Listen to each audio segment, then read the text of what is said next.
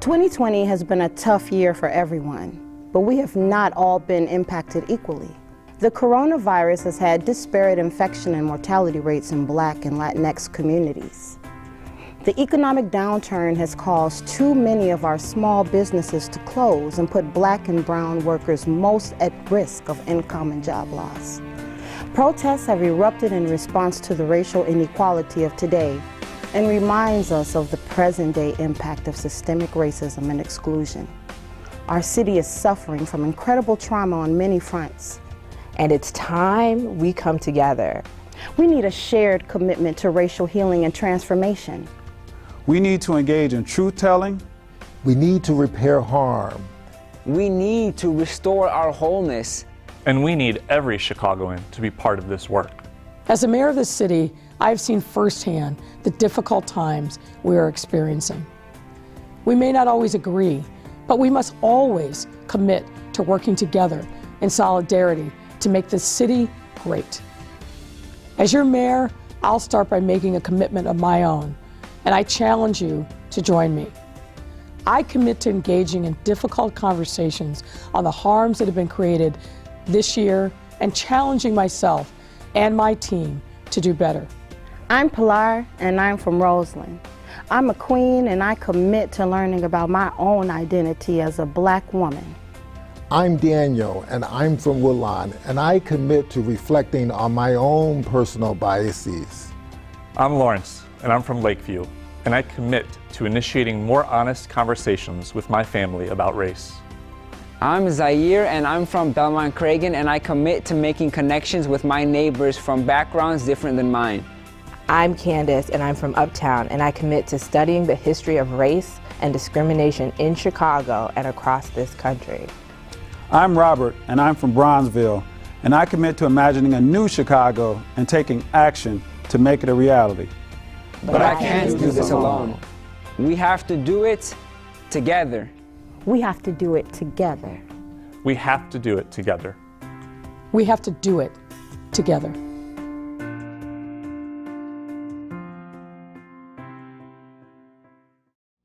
Hi, my name is Megan McNeil. I'm from the Pullman neighborhood, here accompanied by my dear friend, Mr. Tony Cazeau, and I commit to using my artistry and lending it to the advancement of a more equitable Chicago.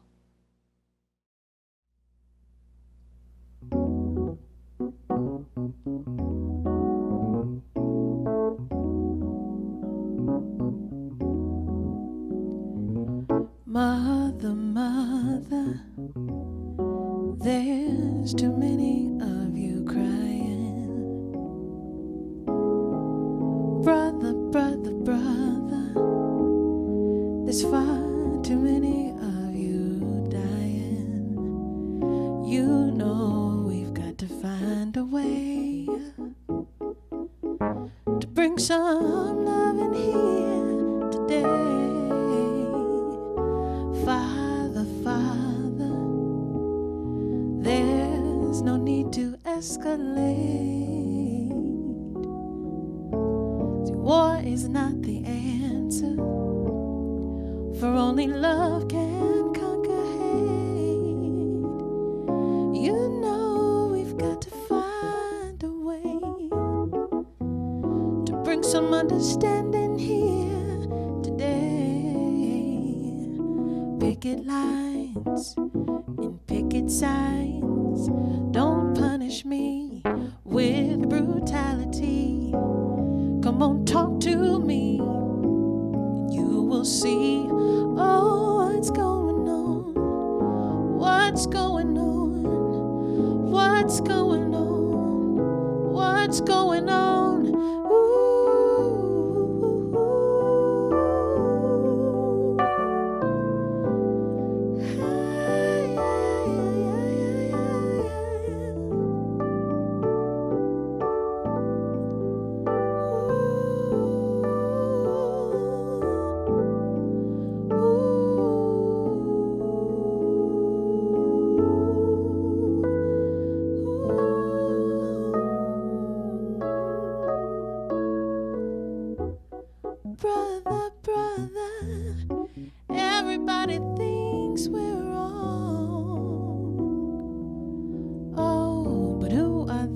judge us simply 'cause our hair is long. You know we've got to find a way to bring some understanding here today. Picket lines and picket signs. Don't punish me with brutality. Come on, talk to me, and you will see. Oh, what's going on? What's going on? What's going on? What's going on? Ooh.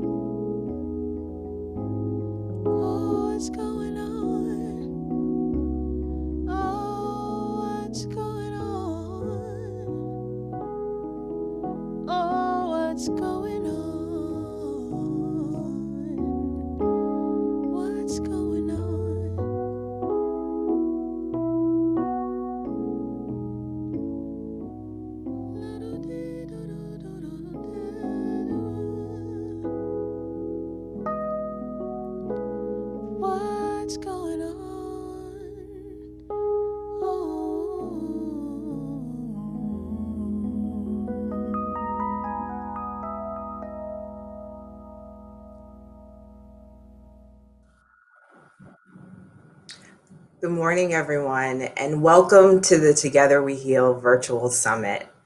My name is Candace Moore, and I serve as the Chief Equity Officer for the City of Chicago. I'm also going to do a visual intro for folks that may be visually impaired. So I am sitting in my office in a yellow dress with a bow right at my neck. I'm an African-American woman. I have on leopard print earrings, long braids, and in my office there's a lamp behind me, as well as some pictures of some historical photos of African Americans in Chicago, and a shelf with some books. I just wanted to make sure I gave that introduction to make sure we are sharing with our friends who that can support. So I'm really excited about today. I always have to kind of hype myself up a little bit when I'm on virtual events, because I can imagine myself in a room with all of you, really sort of feeding off of the energy that we have this morning.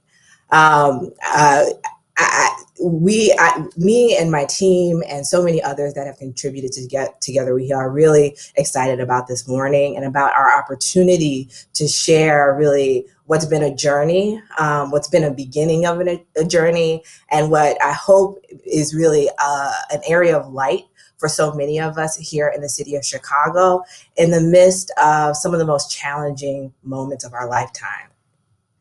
I'm going to take a few minutes here right at the top, and I just want to try to answer a few questions that I know folks probably have out there about Together We Heal. The first question is, why are we focusing on racial healing? The second, what happened over the last 2 months with Together We Heal since we launched? And last but certainly not least, what's next? Where is this going? And so I want to start, if we can go to the next slide. I want to start with the story of why racial healing. So the origin of this idea really came in last year. Just like you, I was processing the reality of this extraordinary moment we were in. There were overlaying crises of the pandemic, our longstanding racial inequity that exists in our city and in our society, the economic inequality, and that really leads to, in some cases, over a 30-year life expectancy gap in our city. And in this moment, as I was processing this, not only personally, but as a chief equity officer, as a city worker, one of the things that we really focused on was trying to connect with community, to make sure people understood what was going on, to make sure people understood the resources that were out there, but also to listen. What were folks experiencing on the ground? And in that listening, heard a lot about what was working, heard a lot about what wasn't working, heard a lot about people's fears and anxieties, the impact that everything has had on folks. And also, though, I heard this theme about healing. It came in a couple forms. The first is this question: how are we going to heal? Can we heal from this? With everything that's happened, with so much up and down, what is healing going to look like? What is a path forward? Yes, we're talking about the right now, but how do I think about what's ahead? Additionally, the other vein that I heard was people holding down their communities in the midst of people supporting one another, people tapping into their resiliency, their historic resiliency, their ancestral resiliency, really finding those spaces that in the midst of some of the most trying times of our lives, folks were creating spaces of healing. And some reflections that I had in that moment and what I was hearing is that healing is, for me, it's not a destination. It's a process. I'm reminded of the words of my friend Pilar. Healing is a process. Healing is, in fact, a muscle. You can, and oftentimes you must, exercise it in the midst of challenge and turmoil. There is no perfect time to heal. There is no perfect way to heal. Healing is not about perfection. Healing is about purpose. And perhaps the best way I've heard this notion described, it was actually is just this last week through the brilliant words of Miss Amanda Gorman. If we can go to the next slide.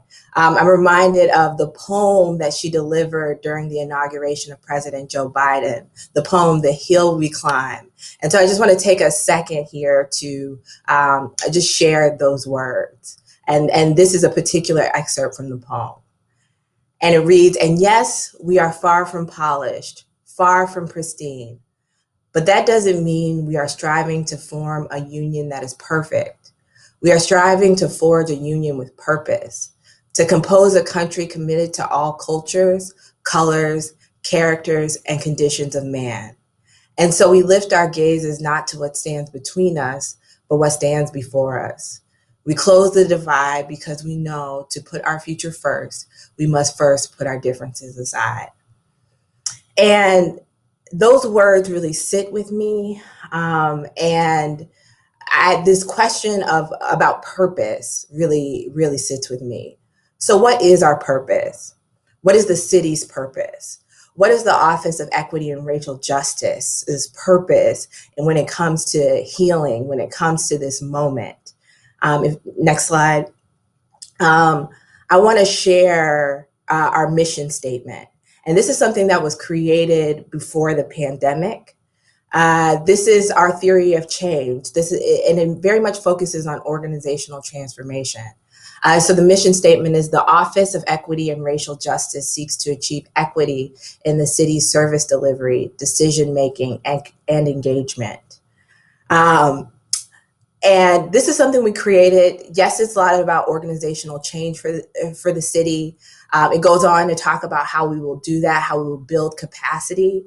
But I'll be frank in saying I felt that in this moment, we as an office had a choice point. We could keep powering ahead with our plans, with our heads down, or we can allow ourselves to be transformed by this moment. This is not abandoning our theory of change, but instead embracing imperfections of the moment and forging a purpose with racial healing at the center. So really, to make a very long story short, or maybe slightly shorter, Together We Heal was formed from these questions, from this experience. It's not any single person's brainchild, but instead it's a union of ideas, energies, and actions. Our goal was to advance a moment for racial healing that could be felt across our entire city. We charge our communities and ourselves to commit to racial healing. And from December of 2020 to now, we've engaged in healing work, and we've encouraged people to put it on the map. Not just because the map is cool, and it is cool. I'll give a shout out to the city's Assets, Informations, and Services Department for the incredible work that they've done to put that together. But to put it on the map so that we could see each other, so we could see the work happening all across our city. And so if we go to the next slide, I want to start to just tell you a little bit of about where we're at. How have the last 8 weeks, where have they taken us? So when you look at the map, when you go to chi.gov /togetherweheal, I'm proud to say that that map reflects over 6,300 Chicagoans that have made themselves seen, have put their work on the map. And it really is all across Chicago. 45 neighborhoods have been activated. And from the south side to the west side to the north side to downtown, you can see the work happening all across our city. In addition, here at the city, we've also stepped into this work. We actually held a city activation week for Together We Heal. And in that, 32 city departments set out different events and conversations to have real talk about issues of racial healing, to learn and to engage in this work. Additionally, we have had a Candid Conversation series that I certainly want to tell you a little bit more about. But through that series, by allowing people to peer into some specific conversations, we've engaged over 16,000 different viewers. And in all, our map, the map that we've built together represents 155 different opportunities all across Chicago. And to be frank, that's just 2 months. And to be real, I'd probably say it's more like 6 weeks, because we were in the end of 2020, and given the year that we had, a lot of people really just took about 2 weeks off. So 6 weeks that, we were able to produce this. And I know there's more work out there. I know that this only is a small representation of the work. But I also want to share that I think as impressive as numbers can be, as important it is to talk about the span of it, I don't want us to forget the depth of the work. We've had really powerful lessons that people have shared with us. And so I just want to take a second to share some of those with you all. So the first reads, we've experienced death, sickness, trauma based on racism, etc., and we don't speak about it to one another. We put on our mask and come to work as if nothing is happening.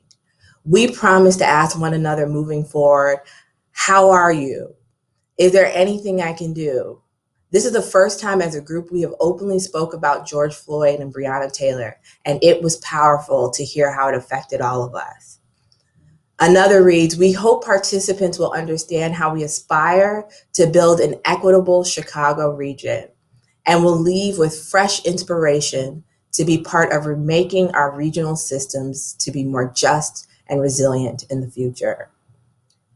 We discussed building an asset-based anti-racist movement, which means everyone working together across all racial and ethnic boundaries to identify policies, patterns of injustice, discrimination, and or oppression encountered in specific times and places.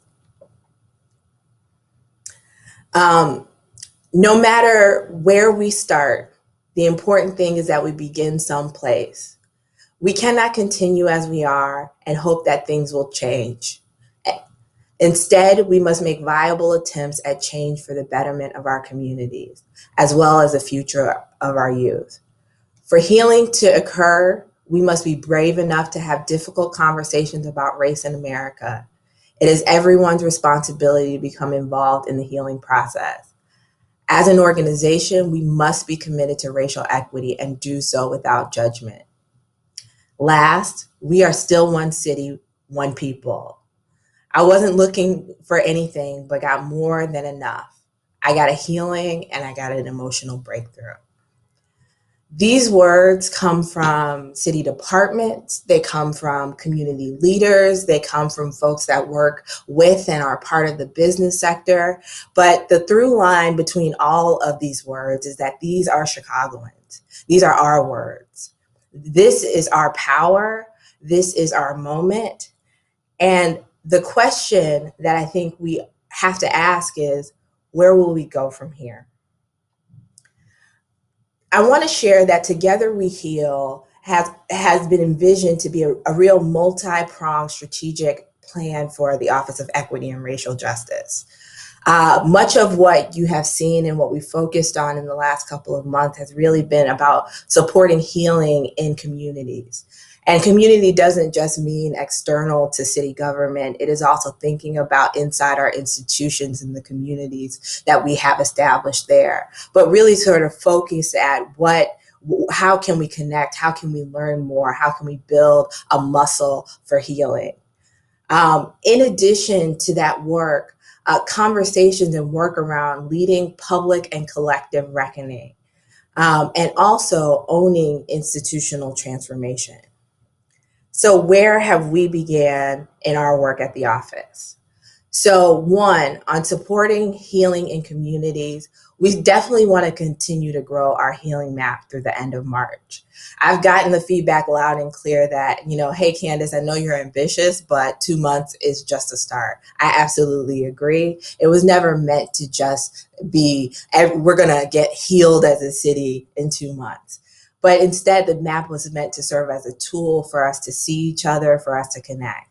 And so folks have said they'd like to continue to do that. Many folks have built more ideas, and so we'll continue to keep that map open until the end of March.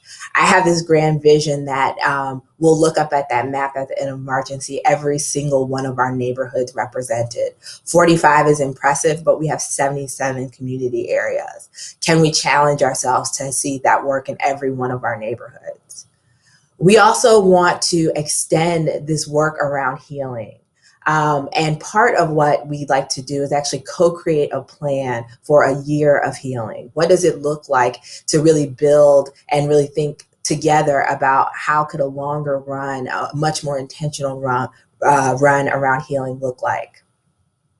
In the area of leading public and collective reckoning, I'm pleased to share that today you'll learn a little bit more about the folks that have been working on the Monuments and Memorials Task Force, which I think is a really important conversation for our city.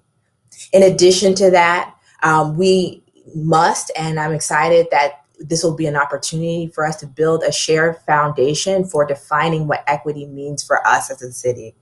There are a number of definitions and ways in which people look at equity. And yes, I could have just picked one and said that's going to be the city's definition. But I think leaning into our purpose, the ability for us to build that together is critical. And along with that, a process for truth-telling, healing, and repair. And then in the pillar of owning institutional transformation, we have already established and we will continue to cultivate a network of racial equity liaisons across all our departments and agencies. And with that, supporting each department to set explicit racial equity goals that they can hold themselves accountable to, but also that provide opportunities for our communities to support in really advancing those goals. And then another very exciting project that we've been working on is the Equity Dashboard, which is one way in which we are trying to answer the question of how do you measure success? What does success look like? So I'm pleased to share that the OERJ site is live. You can find it at chicago.gov/equity. And on it, we have the first phase of our equity dashboard. There's a lot of data that we want to be able to organize and to display in ways in which folks can use it. The first phase was really sort of looking inside the house and looking at particularly our workforce. So the equity dashboard, the employee diversity summary, gives people an opportunity to kind of break down what does the city look like? What does our workforce look like? And so folks can find that on our website today. In addition to that, we have launched a survey because we want you to help us build a vision for racial healing. And so that survey is on the Together We Heal page, chi.gov/togetherweheal. And this is one way in which we will get feedback from all across Chicago about how do folks think about racial healing? How do they think about equity? So that is live. We already have over 400 Chicagoans that have contributed to that, and we invite you to add your vision today. And if you do, it only takes 5 minutes, pass it to a friend. We want as many people contributing to that so that we can build a collective vision. In addition to the survey, this afternoon, we will come together with about 500 different Chicagoans to really go even deeper on the question of how are we going to define healing and what does a year of healing look like? And so we really are looking forward to that feedback so that we can build this together. And I just want to make sure that I share, this has been a journey and there's been so much impressive work that has happened, but by no means is this work that we have done alone. I have to give kudos and a shout out to so many of the people who have poured into this work. These are just a few key people, and there are plenty more that I know that I'm missing, but I have to recognize our anchor partners who have been with us since the beginning, pushing us to think deeper, to move our ideas, to be more expansive, to think in ways we hadn't thought before. So I wanted to lift up the YWCA of Chicago, the American Jewish Committee, Truth, Racial Healing and Transformation Chicago, the Equity Advisory Council that's made up over 19 different individuals, the Racial Equity Rapid Response Team, which is made up of about 6 different organizations from across the city, and the Chicago Community Trust, who has brought in the work alongside the Healing Illinois, which is led by the Illinois Department of Human Services, and really brought in all of the stakeholders that work has included. Other key partners, Civic Consulting Alliance, Public Narrative, Esri Chicago, Zeno Group, and Decode that have helped us around so many of the logistics. And then a key group of funders who invested in this work early on and were flexible when the pandemic hit to allow us some space to vision what this moment could look like and really produce Together We Heal. The Chicago Community Trust, JP Morgan Chase, Chicago Beyond, the Conant Family Foundation, Crown Family Philanthropies, the Field Foundation, the Irving Harris Foundation, the Joyce Foundation, McCormick Foundation, Polk Foundation, the Pritzker Family Foundation, the Stone Foundation, Woods Fund of Chicago, and MacArthur Foundation. We're certainly grateful for all of the support that folks have given to this work. And we know that there are many more out there that are ready for this next phase to build together. And so as I move to close out here, I want to make sure I don't forget to come back to a point that I mentioned early, the Together We Heal candid conversations. When I step back and I think about all of the work that has happened for Together We Heal, I've been incredibly grateful. But I really do want to lift up this very special partnership that we established with Public Narrative and its leader, Jamira Alexander, who helped us bring this to life. Candid Conversations was a response to the question of how are people going to kind of know what these conversations sound like, what these could look like? How can we invite more folks in who might don't know how to start, but want to at least kind of hear? And what we were able to pull together was a really impressive amount of conversations with some real nuggets and some real gems that I just want to take a moment to share with you all. The first is a candid conversation with the healers. Saida Taylor, Dr. Obari Cartman, Jose Rico, and Alexa James joined us in that candid conversation. And what I just want to share with you are a few key words that came out of that conversation that gave me a lot of power and light, and that I hope does the same for you. Dr. Cartman, convincing others my life matters is wasting my time. Jose Rico, we don't need much investigation as to what needs to change. Saida Taylor, we came into this world perfect and normal. Alexa James, apathy is never a response to inequality and inequity. The following week, we had a candid conversations that we called The Neighbors, and we were graced by the brilliance of Tanika Lewis Johnson and her Folded Map project. And she invited a couple of the map twins that are part of her project, Nanette Tucker, Wade Wilson, and Jennifer Chan. And in that conversation, I'll share a nugget of wisdom that Tanika dropped, which is the momentum to bring change starts with us connecting with one another. The following week, we had a conversation with the faith leaders. This was the same week in which the inauguration was happening. And there we had Father Tom Hurley, Janan Mohajir, Pastor George Daniels, and Lawrence Balatin. And a couple of words from that conversation. Lawrence, what a beautiful world we would have if people loved one another.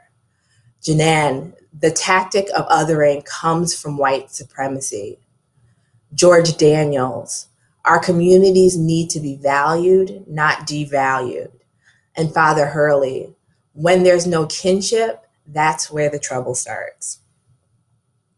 And just this week, on Wednesday, we closed it out with our last candid conversation, the storytellers. And there we were pleased to have Taylor Moore, Emily Hooper Lasana, Grishma Shah, and Avery Young. And a few key messages from there. Grishma, children are the influencers of our future. Avery, the media has the power to shift the story. And Emily, the work of the storyteller is to help us remember what makes us alive. These are just a few nuggets from those conversations. You can find all 4 conversations at publicnarrative.org/events. But I'm pleased to share with you all one more candid conversation.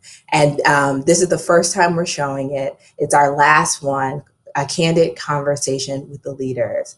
And we were grateful to have Mayor Lori Lightfoot and Governor J.B. Pritzker join in a candid conversation. And we will share that now. Thank you, everyone. So, Governor, thank you for joining us in this important conversation about how we move folks forward and really heal as a city and a state, and if I can be so bold, really how we heal as a nation. But let's start with a little bit lighter note. And what's your favorite Chicago memory?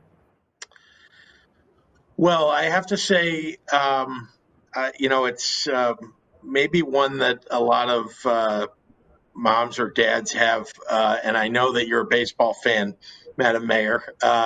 So it was the first time that I took my son and daughter to a Cubs game. I was so excited to expose them to something that I love, and I hoped desperately that they would be as engaged in the game, as I would be. And the good news is that my daughter was mesmerized by everything going on the field. Just focused on, this was just during the warm up. And then my son couldn't have cared less. He had Star Trek figures with him, and he, basically got out of his chair, put the Star Trek figures on the chair, and, started playing with them, and didn't care if we were at home or anywhere else. But it was my daughter that was really fascinated by it. So that's one of my favorite memories, and, a great opportunity for me to just see who my kids are. My son, of course, is a massive Cubs fan now. That's great. How about yours? It's hard to pick just one memory because I've had many over the years. But I think where I will go is when I first came to Chicago. I came here as a law student. I'd never lived in a city as big as Chicago, and I was just overwhelmed but amazed by all the neighborhoods and all the complexities. But I remember in the fall of '86 when I first moved here, and I was a poor, struggling law student at U of C. I lived right near the lake, and in particular, I lived right near the Point in Hyde Park. And I remember going out to the Point and looking northward toward this extraordinarily beautiful city with all the big high rises and architecture, but also just the majesty of the lake. And I've got a lot of great Chicago memories, but that's really one that sticks out to me, that, you know, even from afar, I experienced the incredible diversity and richness of Hyde Park, but also looked back on this majestic city and a beautiful lake. Sure. So, Mayor, I know one of the questions that was posed to us was a question about, you know, just given all the challenges that we've gone through, all of us in the city of Chicago and the state of Illinois over the last year, and of course the racial reckoning moment that we are in, what's a personal reflection that you have on that as a leader? Well, there's many lessons that I feel like I've learned over the course of this really, really hard year. And you and I have had a number of discussions in trying to figure out the path forward and what was the right thing to do. But I think for me, the biggest lesson learned for as a leader is really to listen. You know, it's easy to kind of react in the moment. It's harder to show that restraint that really is required when you're listening.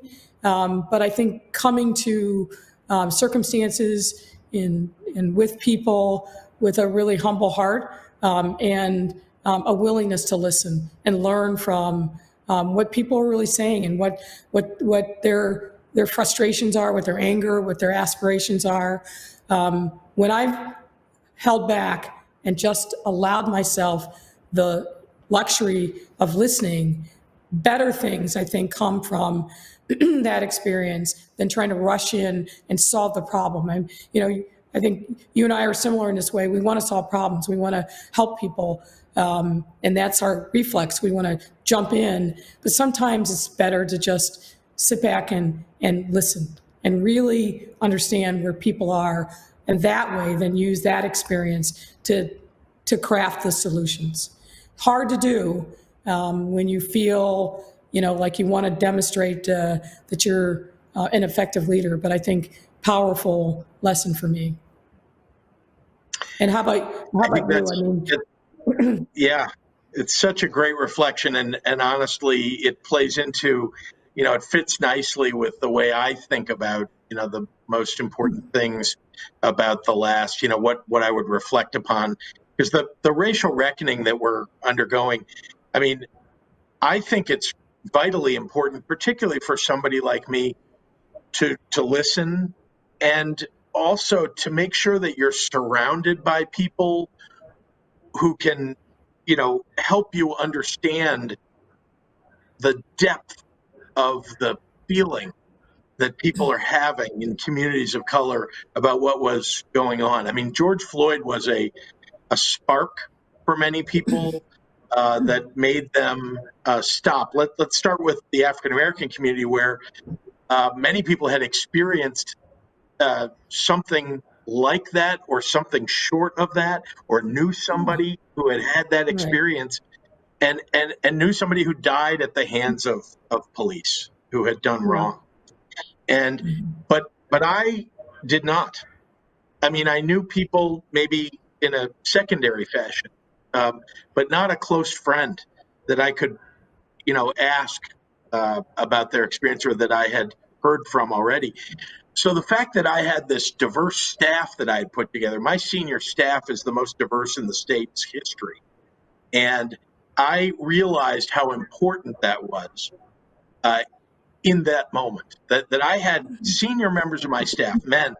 I remember one man in particular who walked into my office, a black man, closed the door, and he was simultaneously emotional, almost crying, and angry.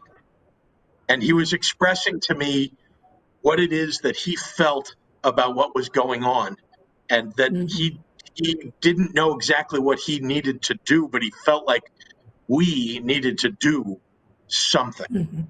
And we ultimately, you and I, and many leaders, I think, have taken the listening that we did during this time period, and even the experience that you've had as a for your entire life as a black woman, and been able to bring it to bear in legislating and creating laws and trying to protect people from the sins of many years, of decades, of centuries, really. And we've tried to bring action to it. But the fact that you mentioned listening, and the thing that I was thinking most about is the people that surrounded me helped me as long as I listened to them, and I did. They helped me to really feel what they were feeling, and then to act upon that. So that's something that really sticks with me about those moments in the middle of the summer. So if I can just add to that, I have spent a lot of time thinking about my dad over the course of this year. My dad grew up very, very poor in Arkansas, in a little tiny town was so small that it doesn't exist anymore. Literally like a dirt road through the cotton fields. And then you saw kind of a little cluster of houses. But my father spent a lot of time talking to me about his experience growing up in the Jim Crow South, and really the daily humiliations that he and his family and everybody in their black community, and trying to stay out of harm's way. And I've thought a lot about the stories that he told me growing up. I grew up obviously in a very different time, and I would say to him, well, I would never stand for that. I would never do that. And he would say, no, you would, because you do that to survive. And, your comment about, do you know someone who's experienced this? My grandmother's husband was killed by the Klan before my mother was even born, and no thought that there would ever be any kind of accountability. This man went on to live his life. Our family left Alabama. My mother's family was from Alabama as a result of that racial violence. But so a lot of these things are just so deeply ingrained in the family stories and lore of Black folks going back multiple generations. And it was something about this moment, and there have been other moments, of course, but really something about this moment, this summer, that unleashed those, I'll say, centuries of pent-up anger and frustration and fear that I hope we continue to use as fuel to address the wrongs of the past and the present. It's hard. It's hard figuring out in many instances what is the right thing to do in the moment. But that's why I say, rather than the react for me, is I want to draw upon my own life's experience. I want to listen to the pain that people in the city have experienced, because it's different than what I experienced growing up in a much smaller town, and get to a place that we're the better for it. And I think we're still very much on that journey. But I will say it's great to have a partner like you. Well, thank you. And I would remind you that when we were over the summer, experiencing those, the really all summer, and it continues even today. but experiencing those moments, I remember the context. We had a racist in the White House. Yes. And that's the broader context of, there were these injustices that were occurring at the hands of police, and people were reacting to them, but it was the broader context of a nation and a leader that wasn't listening. And therefore, there was a moment there where we really, I think all of us, took the opportunity to begin the process of change. And it's ongoing. There's more to do, but it's accelerated. And I'm honestly excited about what's happening. I agree with that. I agree with that. Well, I know that, one of the, having all of that experience, I think, over the, as the tensions were mounting and a lot of concern across the country. But, I know we all felt like there was something maybe that stood out, like a conversation or a person or,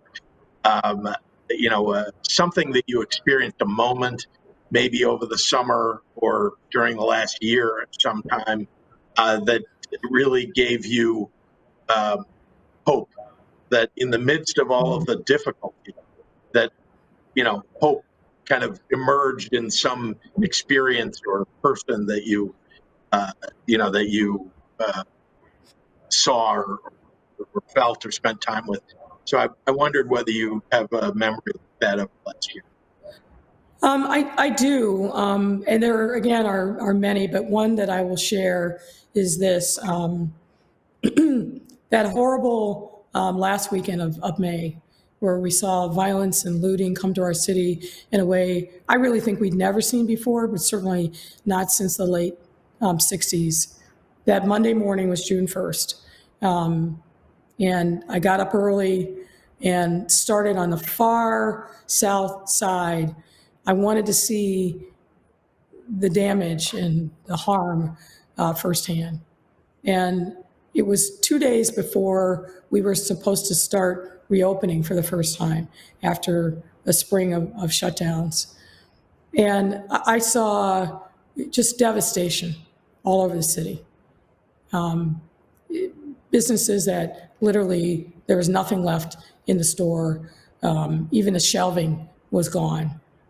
And every single person that I met, I asked the question, should we reopen in 2 days' time?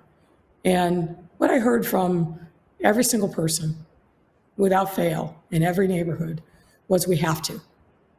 We have to because we need to not let this moment define us. We have to because our customers need to see us. We have to because our employees need to work. And I thought to myself, if these business people, and a lot of them were really small businesses that, were, as they were saying this to me, literally shedding tears of pain for what they had lost, the sacrifices that they had made over so many years, just gone in an instant. If those folks still had hope in their heart and were willing to move forward, how could I not have hope? And I thought a lot about that day and those experiences many, many times since.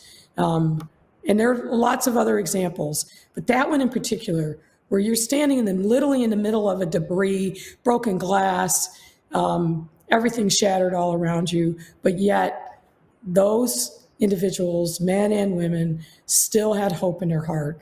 That gave me a lot of a sense of what the resiliency is of the people in the city, but also just something I have carried forward with me and I hold very, very close to me in times of despair. I think about them. And I had something similar. As well. well, I had something similar happen, and I was, I'll just tell you that there was a restaurant I went to visit during the summer, when we were trying to rebuild, and there was a small restaurant in a strip mall. I was really shaking hands and getting to know some of the people at these small businesses that have been affected. And this was a small strip mall in which this elderly African American woman, stood at the door because we weren't going inside because there wasn't any indoor dining, at least at that moment. And she was doing takeout and making the business work, but she had a broken window and a piece of plywood over it. And she was standing in the doorway, and she was glad to meet me, and her son standing behind her, and she's probably 70 years old, and this is a place that clearly she had owned for some time. And so I asked her, well, what can I do to help, and how are you getting through this? And she said, I'm just going to get through because I have to get through, and I'm going to, she kind of expressed this sort of almost like she's had to do this before in her life, many times. And that kind of spirit of perseverance, of the ability to just pick yourself up and after you got knocked down and just keep going.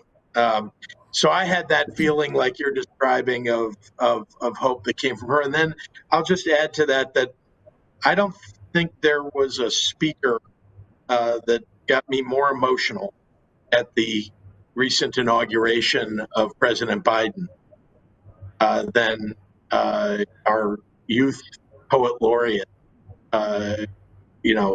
Amanda Gorman. She was, I didn't expect it. I saw her stand up. I didn't know who she was.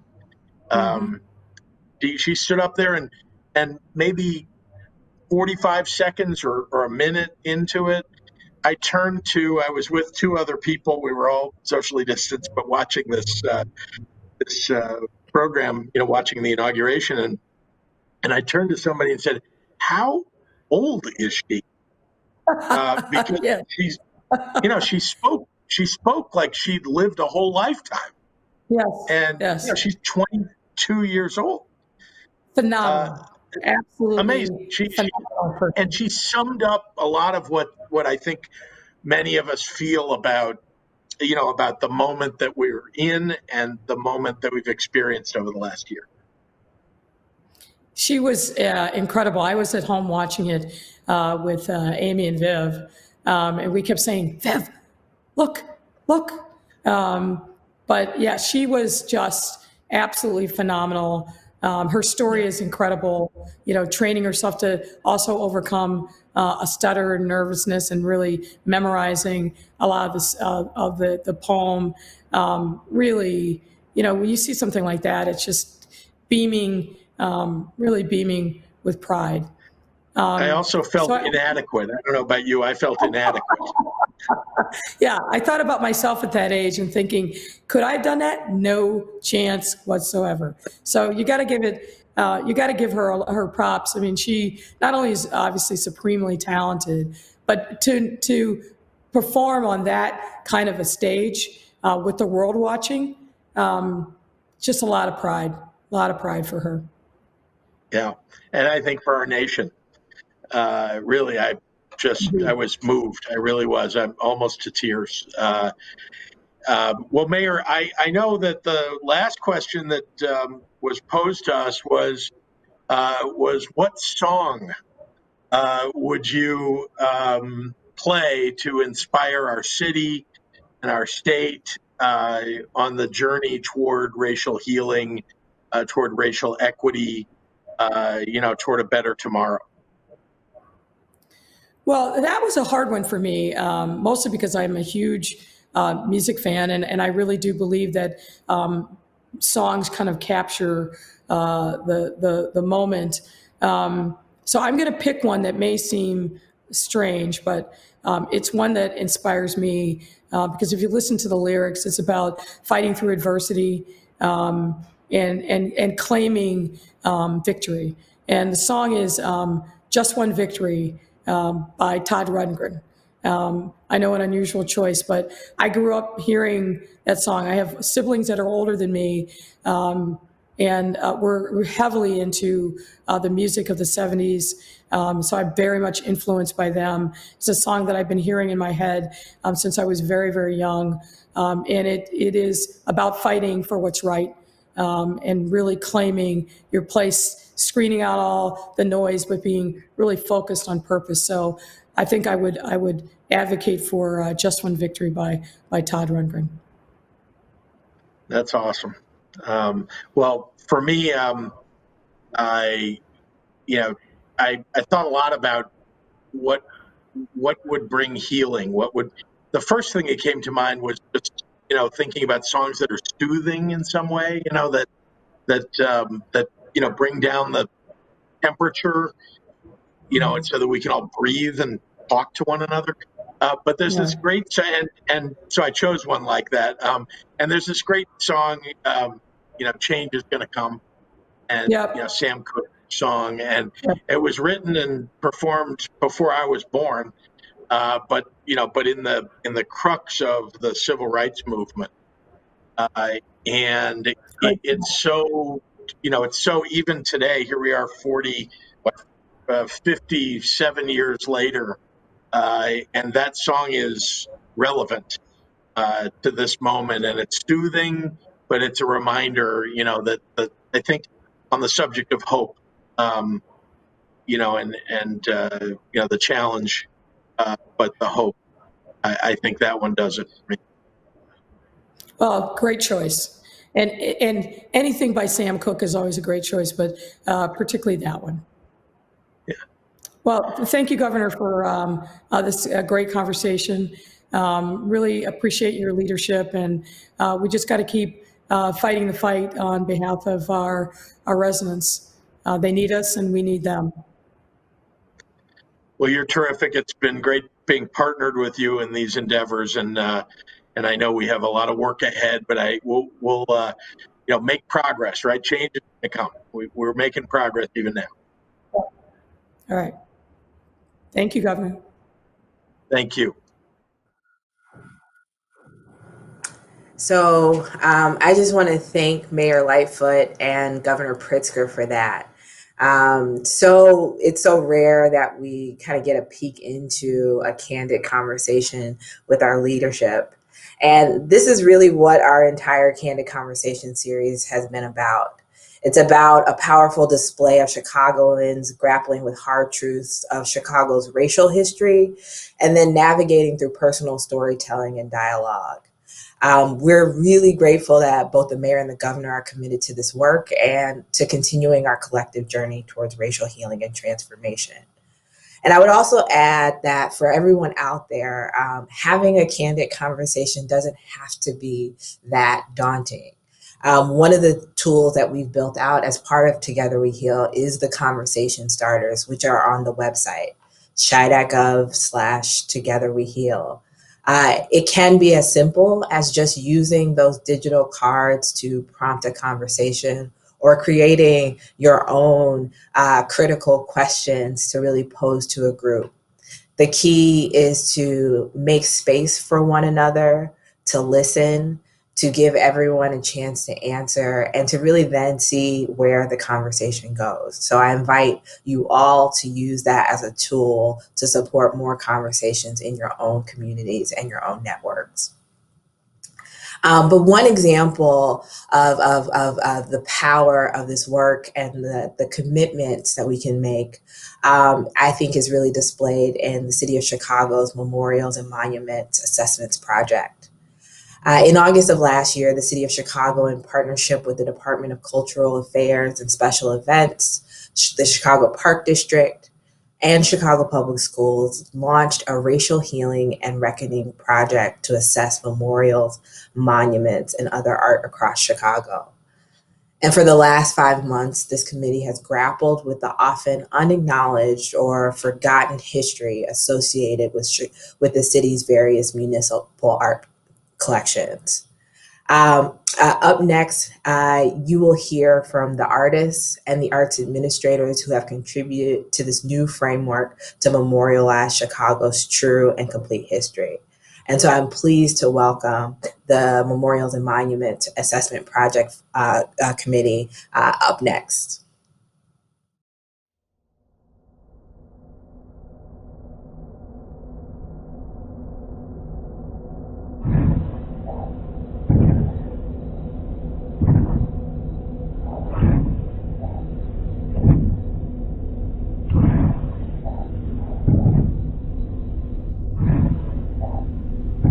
Buju anin kinoa Anishinabedok Minoa Nindanue Makanidok Nungum Sakogina Wind Kidayayang Padawadamia King Geget Bijnago Minoa Kagike Ayayang Apne Padawadamia King Shikagong Niswe Ishkude Sakaswe Iwidiwen Ojibwe Odawa Padawadami Kanakwe Skoda Dewang Chicago Minowa Bakang Kitche Odinong Geget Bakan Nishnabek Dashmayag Yam Nishnabek Miami Ho-Chunk Menominee Peoria Gorje Yang Oma Miigwech.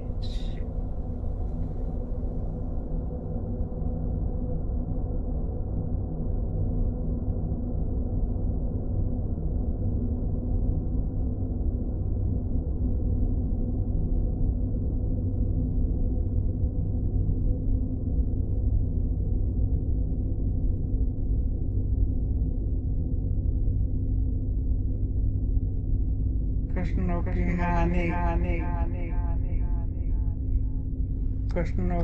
okay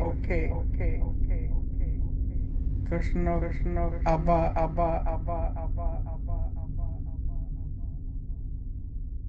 Toyo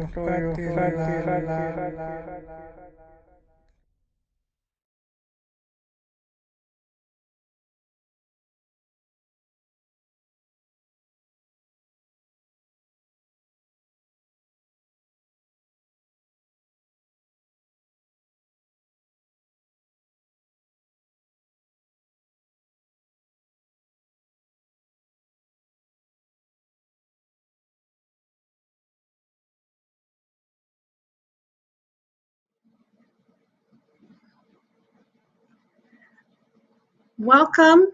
Good morning, everyone. Thank you for joining us. That beautiful film tribute that you just saw is called Acknowledgement, and it was created by a brilliant artist named Santiago X, whom you will hear from shortly. My name is Jennifer Scott. I am one of the 3 co-chairs for the new Chicago Monuments Project Advisory Committee, along with Commissioner Mark Kelly, who leads the Department of Cultural Affairs for the city, and Bonnie McDonald, who is the president and CEO of Landmark Illinois. It is my pleasure today to share a little bit about the Chicago Monuments Project and to introduce you to some of the project committee members who will share their work and perspectives on monuments, memorials, public art, and the ways in which these works can contribute to healing and truth-telling. And hopefully at the end of the presentations, we will have a little bit of time for discussion.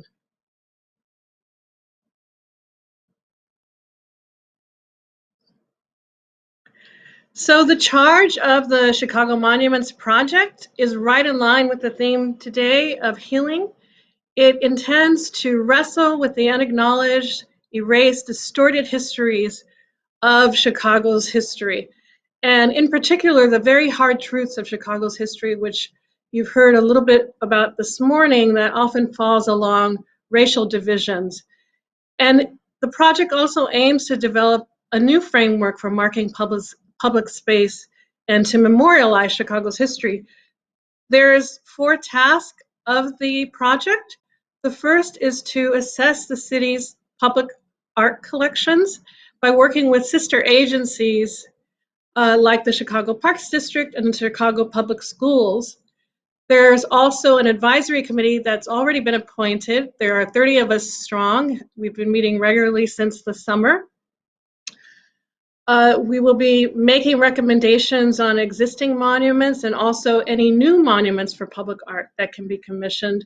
And a very important part of this process is creating a platform and is for public engagement. So as many opportunities as possible so that we can get feedback and engage with one another and learn from one another how we think about monuments and memorials. As I mentioned, there's an advisory committee. It's extremely diverse. A group of community leaders, artists, architects, scholars, curators, city officials, activists who are dedicating their time, a wealth of experience and perspectives, and you'll hear from quite a few of them today.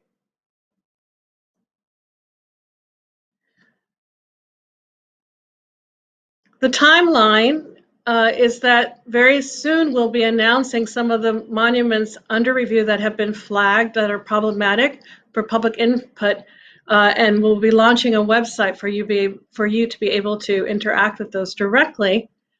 As I mentioned, there will be a series of community engagement, community stakeholder discussions, and opportunities to offer public feedback on this topic. We will be working with artists to create new work for monuments and ideas about memorializing. And of course, all of this will go into a report which will make recommendations about the existing monuments under review and new work to be developed. Which monuments are under review? Out of a collection of over 500 sculptures and commemorative plaques on the public way and in Chicago parks, we have flagged thus far a little over 40 monuments because of these bulleted points. They connect to narratives of white supremacy, present inaccurate or demeaning characterizations of indigenous communities and American Indians. They are connected to historical racist acts like slavery and genocide. They only show one side of the story or a very simplified version of the story. And of course, they leave people out. So women, people of color, and certain themes like labor are often left out, migration, community building. And as we know, they create lots of conflicts and different views. So that's just to give you a short overview. We're going to move into the presentation part of our program. I have the honor of introducing our speakers. All of them are Chicago Monuments Committee members, and I think they really speak to the diversity of our members and the substance and thoughtfulness that they represent. You'll hear from curators and historians and artists and activists. The first speaker will be Adam Green, who is an associate professor of American history and the college at the University of Chicago. Santiago X, whose film you just saw, a Chicago-based artist and indigenous futurist. Cesario Moreno, who is the visual arts director at the National Museum of Mexican Art. And Amanda Williams, who is also a Chicago-based artist, a visual artist trained as an architect. So we're going to begin with Adam Green, who's going to talk a little bit about what's at stake with monuments and about how we get to truth-telling. Thank you. Thank you, Jennifer, and thank you to all the other members of the advisory committee in this very important work.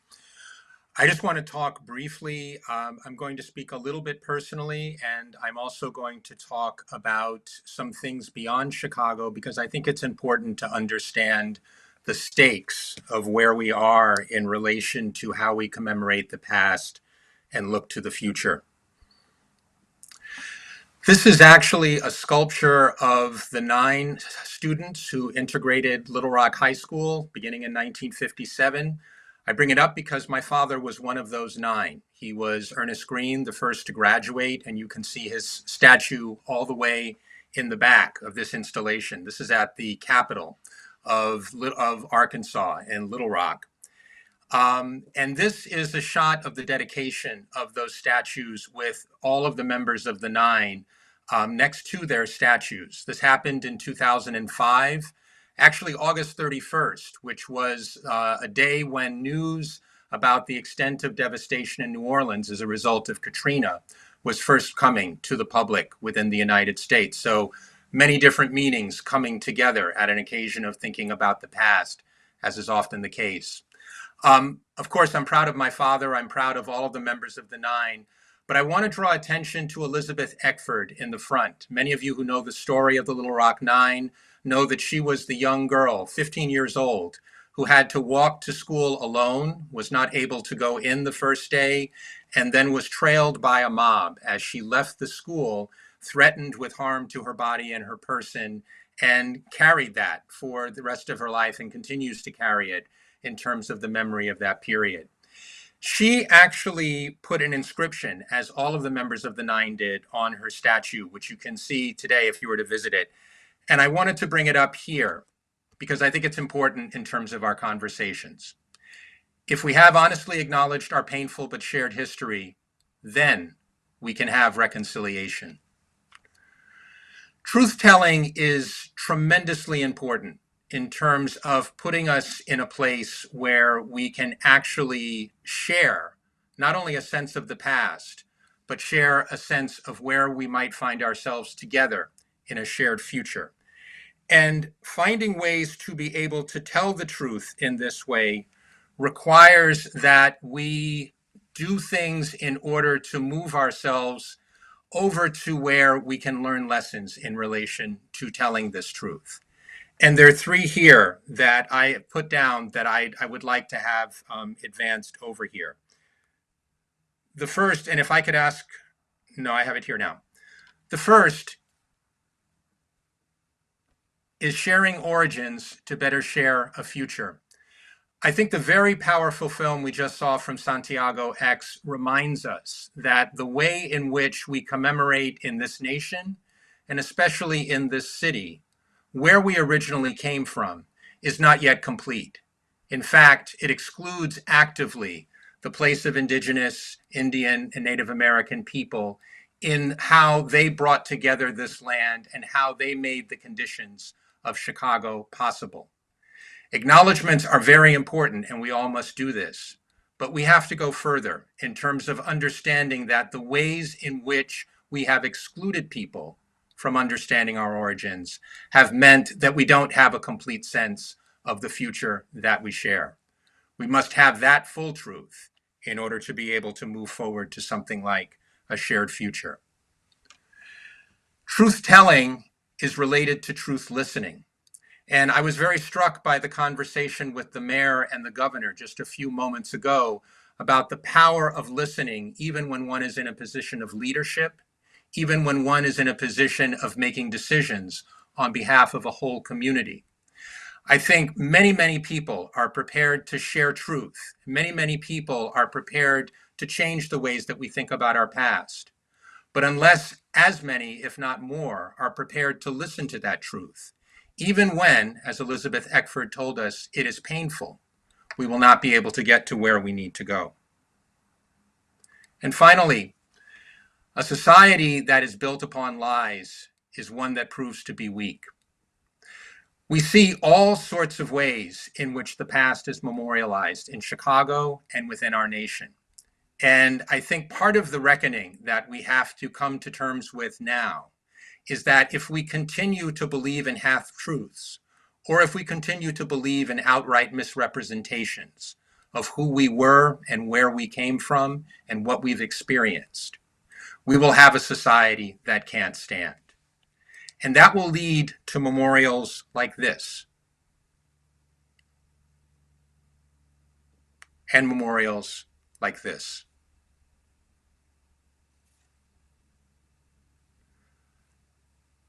I want to finish with this image.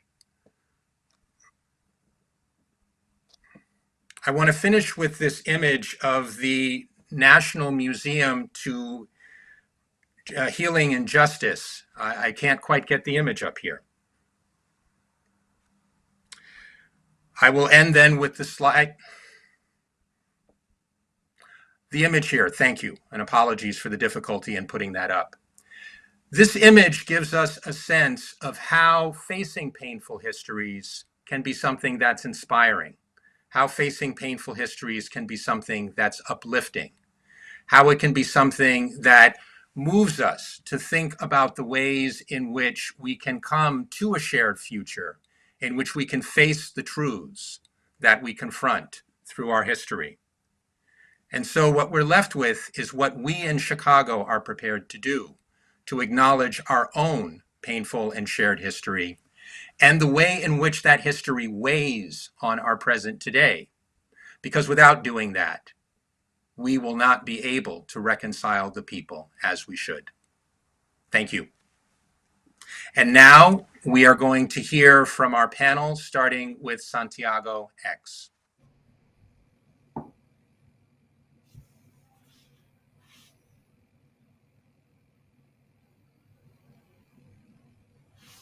Hafaday, Chicano, Itimilaka, Amaiksa, Fitu.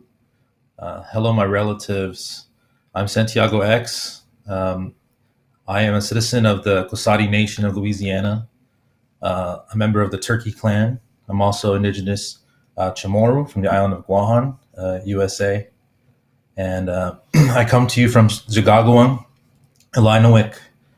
And the video that opened up this discussion called Acknowledgement that Jennifer introduced is a work that, for me, embodies the idea of acknowledging the ancestral peoples of the land in perpetuity and their relationship with the people that live here today. So that what you saw was the very first iteration of a series of works that's intended to acknowledge the ancestral peoples, acknowledge the land, the water, the air, the earth, from different perspectives, from different languages. So you saw the very first iteration of that, and I'm thankful for you for showing it. That paired along with the image you see in front of you is kind of like the entire ethos of my practice. It's an understanding of our role as human beings on this planet and in this cosmos, to be humble, to be contemplative of our role beyond ourselves, beyond our own,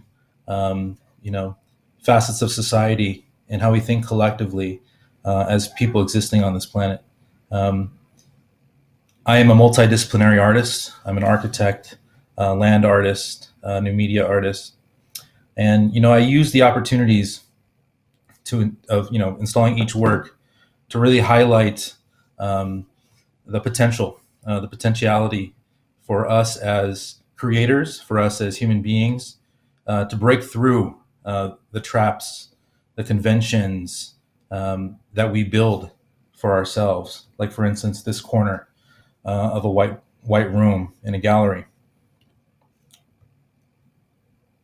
Or here again, there's opportunities for us to create experiences that push us to examine ourselves as people, as institutions, as a society, to really ponder, what it is that we are creating in the built environment, and how can we break free from the conditions that are troubling or harmful.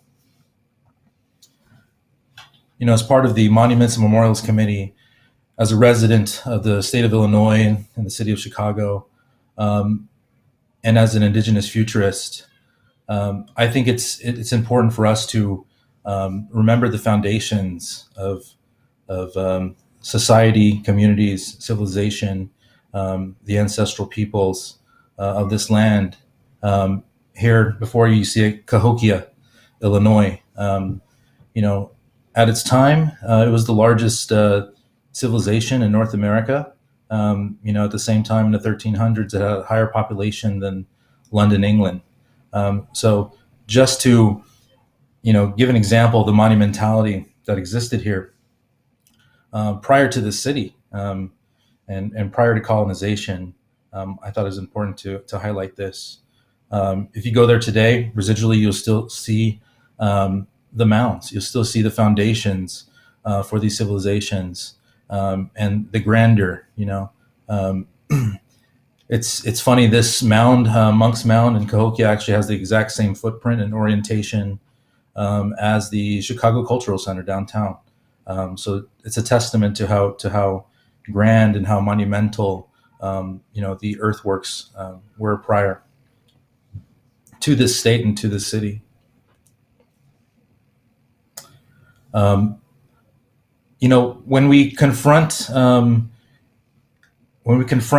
foundations of what this place is, and the histories, the atrocities, we can also establish through this recognition and acknowledgement the truth, the embedded truths in this land, the embedded truths in the people that have prospered since this erasure. These things aren't so celebrated in the built environment in the cityscape. So for me as an artist, my interventions, my work are about reminding the constituents of the city, empowering the indigenous people that occupy this land today, but also to bring it home and to remind everyone about the perpetuity of acknowledging the ancestral peoples and the earth below us. This is a groundbreaking ceremony for a new mound that's going to be built in Horner Park, and I'll talk more about that later. But through my work, as a land artist, I really wanted to remind the city about what the original, public art, what the original sacred space was, in this city. There are a number of mounds, effigy mounds, lizard mound, serpent mounds, representing different effigies that have been erased for the creation of things like the L line in Lakeview, and this is a universal theme throughout North America. And this is a documentation of an earthwork that was unveiled in 2019 on Indigenous Peoples Day called Pokto Chinto, the Serpent Twin. The very first effigy earthwork to be created since the founding of the United States, as recorded.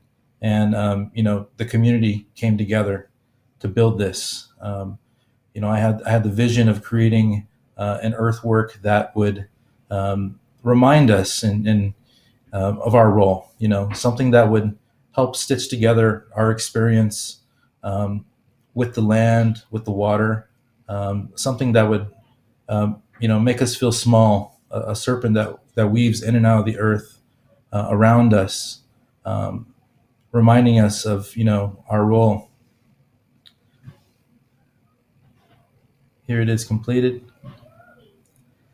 And then, when it comes to earthworks and the power of community, there is, and monuments, as that's what we're talking about here today. We have to contemplate the notion of permanence and ephemerality, and what that means. When we introduce something that we frame as permanent, what are we doing? As opposed to something that is there for a moment and fleeting.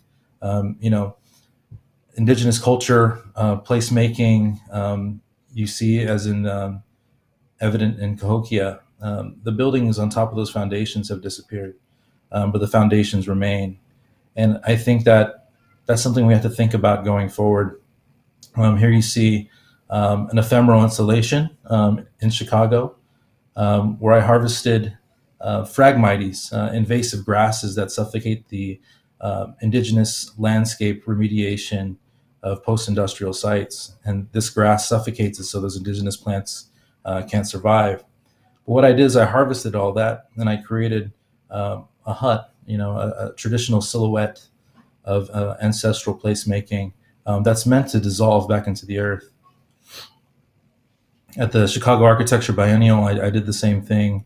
but I set it on top of a platform mound, similar to the platforms in Cahokia, and similar to platform mounds that you'd find from Minnesota all the way down to the Gulf of Mexico. Trying to remind people in the heart of the city, in the event of the Chicago Architecture Biennial, of the original architecture of the land.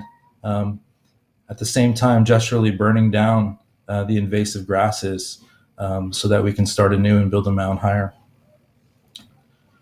I'd like to end with a few projects or 2 projects that are going forward are slated to be created. When we talk about building a futurescape, it takes a community. It takes powers and stakeholders outside of the indigenous community, in today's climate to build these projects. So we are thankful for partners and people that share our vision to create new monuments in the city that reflect the ancestral ways of making places that are sacred and promote prosperity for indigenous people. We're often thinking about, when we're creating a new place, when we're creating a new work of art, as indigenous artists, where does the pain end and where does the beauty begin? And I think the beauty begins when we all come together, coalesce, and create these beautiful spaces.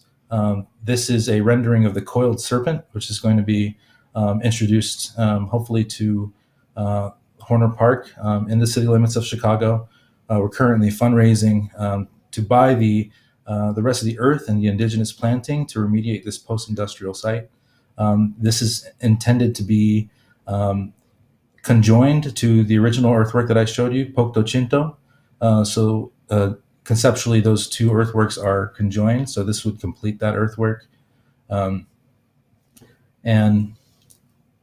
I'll talk about another project here. I'll finish with this. This is an AR experience that we are currently creating, in lieu of artifacts that you would find in ancestral mounds, traditional mounds that are often looted by archaeologists, and those objects are put into museums. I wanted to comment on that and challenge that notion by creating a digital archive through augmented experience of digital artifacts that are embedded in these places and that activate as you go there in person and unlock, embedded truths about the practice, the history, the futurity of this modality of making. You'll see information like, where the ceremony happened, who was there, 3D models of how it was constructed, personal narrative and story of being a part of the process. You'll also be able to unlock places like, downtown and truths of lands that have been unceded, and these kind of things, that this veil of colonialism that kind of guises the truth of the land, the truth of the matter, that indigenous people still live here and still call this place home. And we can see through the buildings, we can see through the colonial monuments, and we see what's really there. And with that said, I just want to end with, I think that we are, as artists, as activists, as community builders, politicians, but more specifically, indigenous people, we're more powerful in our presence than we are in our absence. So I like to promote, everyone that has the power to be a part of this process, to participate, and not to sit on the sideline. We have to have these conversations, though difficult, and we have to hit it head on in order to create change. So thank you very much. I'd like to hand it over to Cesario Moreno, and thank you, Adam and Jennifer, for that introduction.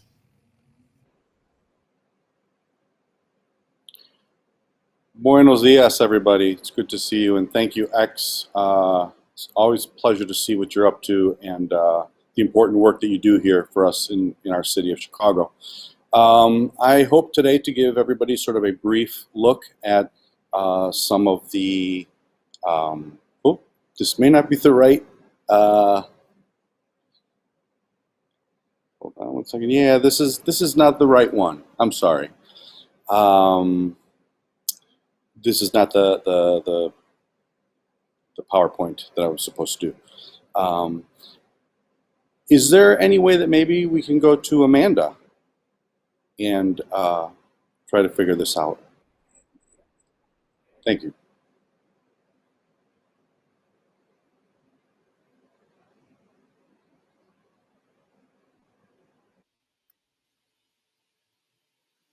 Good morning.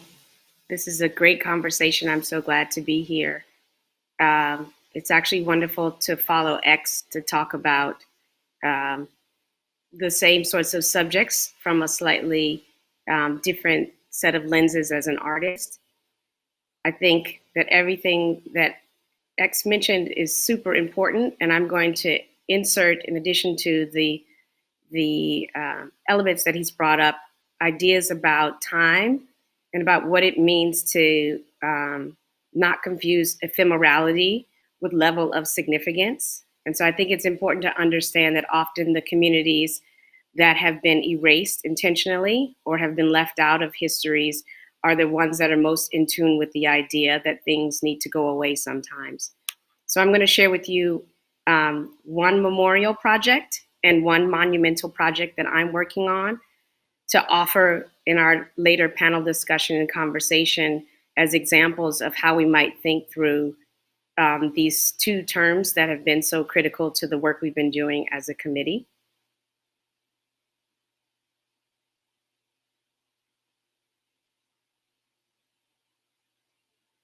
So I think it's important to ask how we can heal when a trauma is ongoing. It's often convenient and I think reassuring to mainstream media as well as larger society to very quickly erase or want to cover over things that have happened. And we've all seen that collectively in the last month, if not several years, of excusing away unacceptable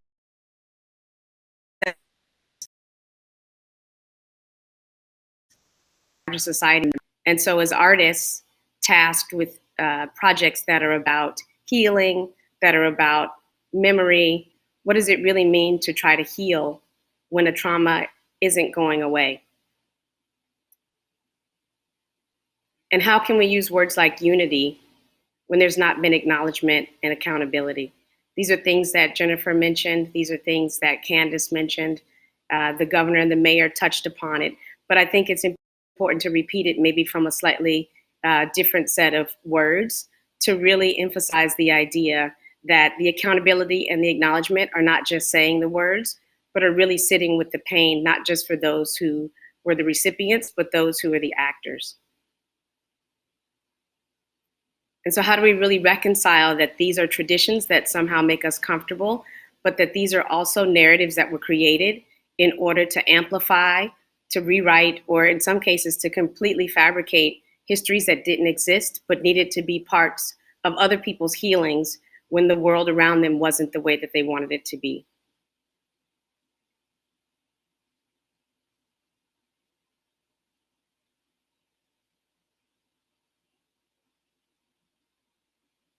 And so I began a project 2 years ago at Smith College as part of a commissioned work that asked the question of how do you bring closure to something that lingers, and how do you memorialize an injustice that's ongoing? Exactly those questions I asked.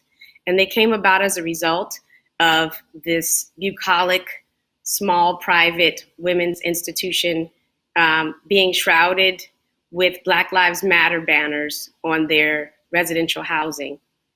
So this is something incredibly unsettling, knowing that they have a very small Black population. I wondered who had made these and who exactly they were talking to, whose Black lives actually mattered in these places and on this architecture.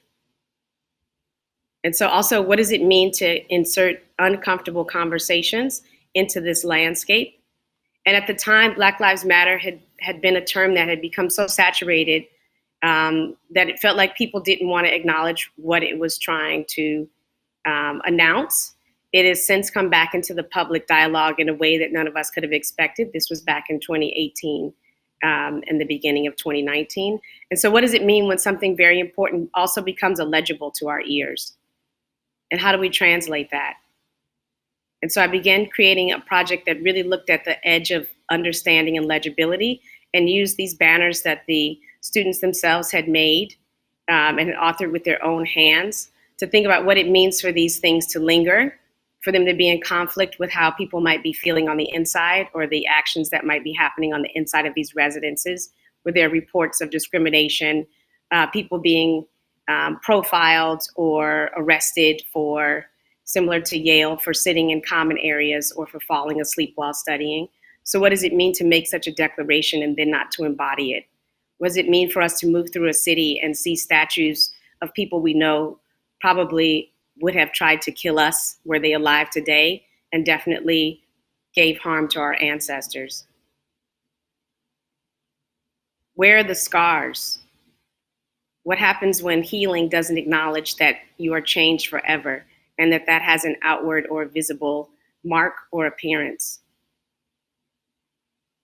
And so this is the final banner that was created to be in dialogue with the banners that live on the houses around the campus. They'll be up for 2 years. They'll fade, they'll go away, but they also will be uncomfortable to people. They'll be confusing to people. And it starts a dialogue.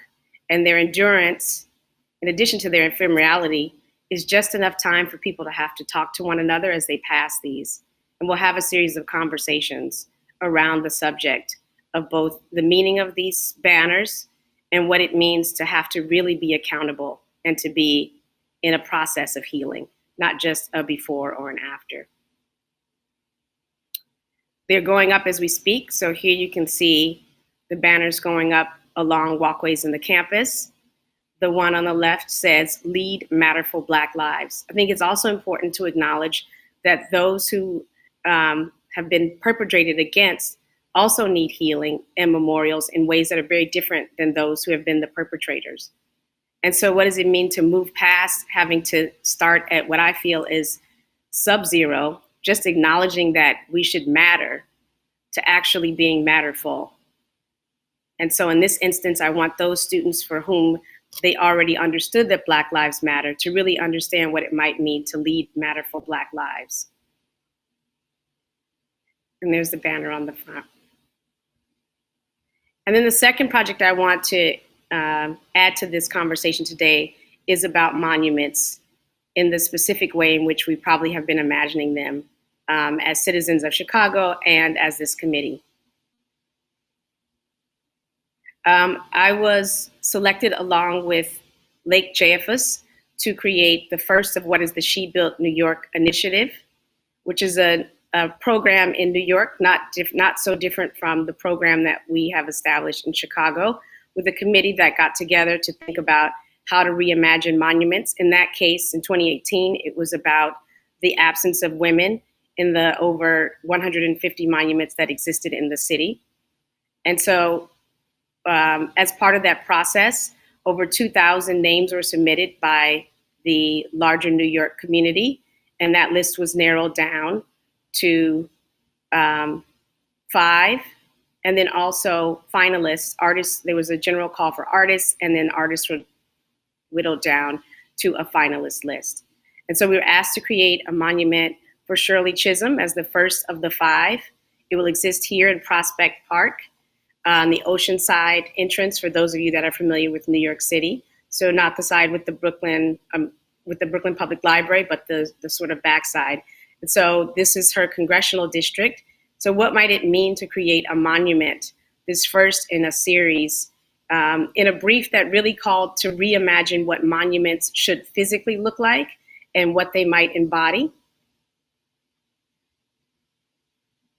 So Lake and I were the recipients of the commission.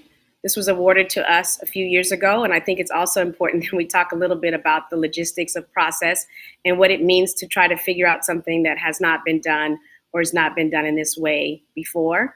And so part of the growing pains are that it's still in progress, some 2.5 years later, that it was integrated into a City Works program, and that the project for us as architects, as is Santiago, really needed to be about placemaking and not die-cast lone singular bronze figures. There are sometimes places for that, but there's also room to really think about what it means to not put individuals on pedestals, but to create places for the collective. And so for us, it was really important to think about how you embody someone like Shirley Chisholm, who looms larger than life, literally, but also was a staunch proponent of making sure that she made room constantly for others and understood that hers was just but one of what should be a legacy of civil servants who continue that trend. And so we took her iconic visage and we actually enwrapped it with the US Capitol.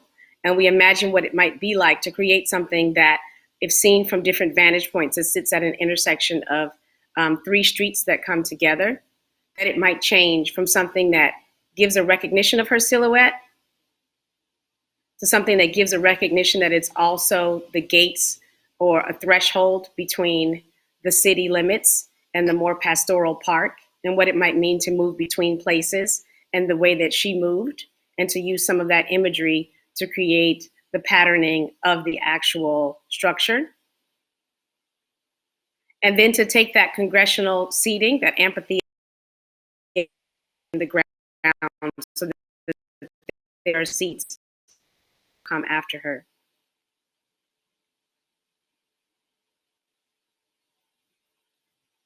So it's important for us that every day, at least every day that it's sunny, you'll see her face from certain vantage points and also through that shadow, but that at other points in moving around the structure or approaching it from different vantage points, that you'll see more the space and more your relationship to the space. It becomes a beacon, a place to gather, a place to pause, a place for education, but also a place that can blend in, maybe you forget about.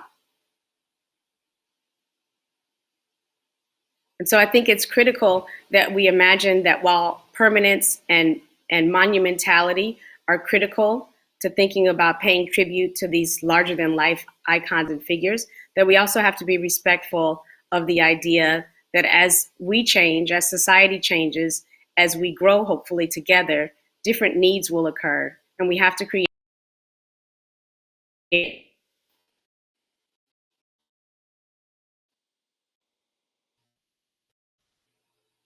I'd like to, I think, hand it back over to Cesario, and then we're going to enter into panel discussion.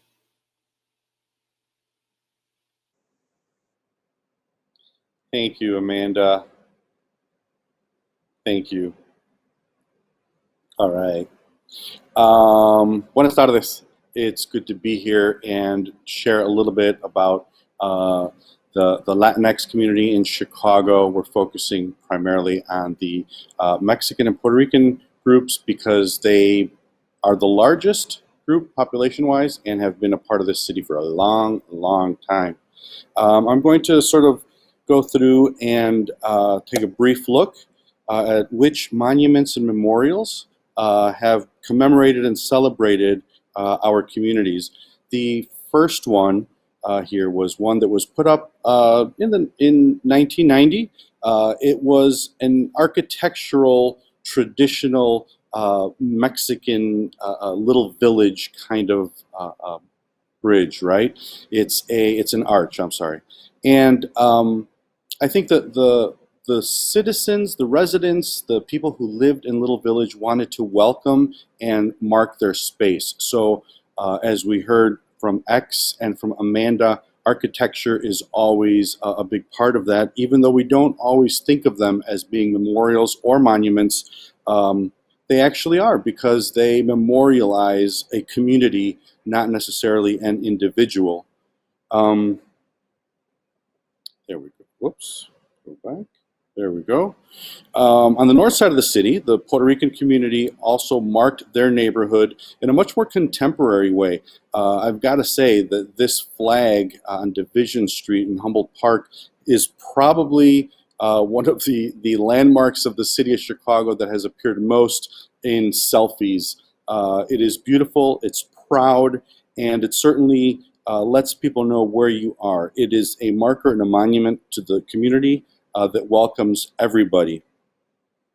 Going back, it's obvious that murals have always been a part now of our neighborhoods for some decades. Oftentimes people don't realize that Mario Castillo, you see him there in the middle, he was a professor at Columbia College, and as well as many other roles that he played here in the US. He is accredited with having painted the very first Latino, Chicano, Mexican-American mural in the United States. So that does not go to California or to the Southwest. It is totally a Chicago Pilsen award that we have. This is the mural that he painted. He painted it in 1968, a year after the Wall of Respect went up on 43rd Street in the African American community. And if we think about everything that was happening in '68, he called it peace, metafísica, and you know, it was the year when Martin Luther King was assassinated, when Bobby Kennedy was assassinated, the Democratic National Convention, the student protests, the Olympics in Mexico City that had the Black Power salute, and of course, it was also when the Apollo orbited the moon, the space program. So there was a lot happening that year, and I think that his approach of using contemporary indigenous cosmology was very, very fitting. A couple of years later, Casa Aslan opens in the Pilsen neighborhood, and it's a social service place that really took the arts as a way to teach, and also for first voice empowerment, self-empowerment. It was created a lot by artists who had been pushed out of their neighborhood formerly in the Taylor Street neighborhood after the building of the expressway and the UIC campus, two huge city projects by the Daley administration that really displaced so many people, not only Mexicans. Many people had to leave there, but fortunately, that's when Pilsen was created. The first Puerto Rican mural on the north side, again, is social political themes. And if you notice a difference between the last ones and this one, here is the artists look back to Puerto Rico and look to their heroes, right? They look to, for community empowerment in Chicago, they look back to the island. The mural tours, many people think it's kind of a new thing. They started in the 70s right away. And again, you can see here in Pilsen, oftentimes it was men from history books that wound up on the walls. You know, it was definitely a different time period. But what I do want to point out is that murals and honest art, honest expressions from a community oftentimes do bring in people from outside of the community to admire it at first. And then oftentimes, though, that ends up with gentrification. In this image of Jose Gonzalez, we see him using indigenous iconography again.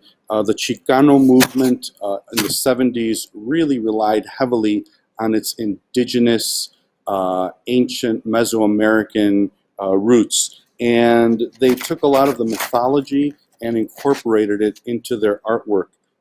This piece, by the way, on Hubbard Street is still there today. I'd like to think it's protected by a lot of trees that grew around it.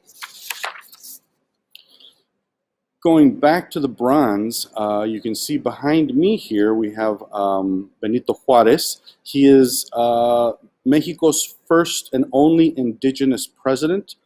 He was the 26th president for many years. He's a Zapotec, was a Zapotec indigenous man.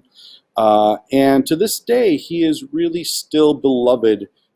Certainly in Chicago, we have Benito Juarez on many walls. We have a school named after him. Again, here in Pilsen. But as you can see on the left, when there was probably over 50,000 people of Mexican descent living in the Chicagoland area. That's when the president of Mexico gave this as a gift. It went up on Michigan Avenue.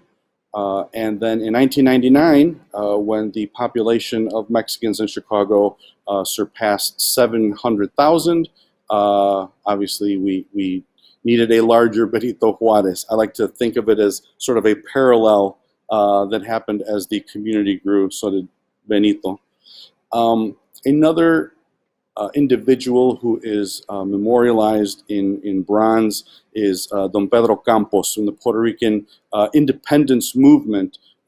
He really sparked the imagination of Puerto Ricans living in Chicago, in New York, in the United States. Don Pedro Campos was a teacher, he was a lawyer, he was imprisoned for 26 years. And the interesting thing, I won't go into much more detail about this, but Commissioner Margaret Burroughs is the one who really supported this statue, this commemoration, this memorial to Campos in the Chicago Park District.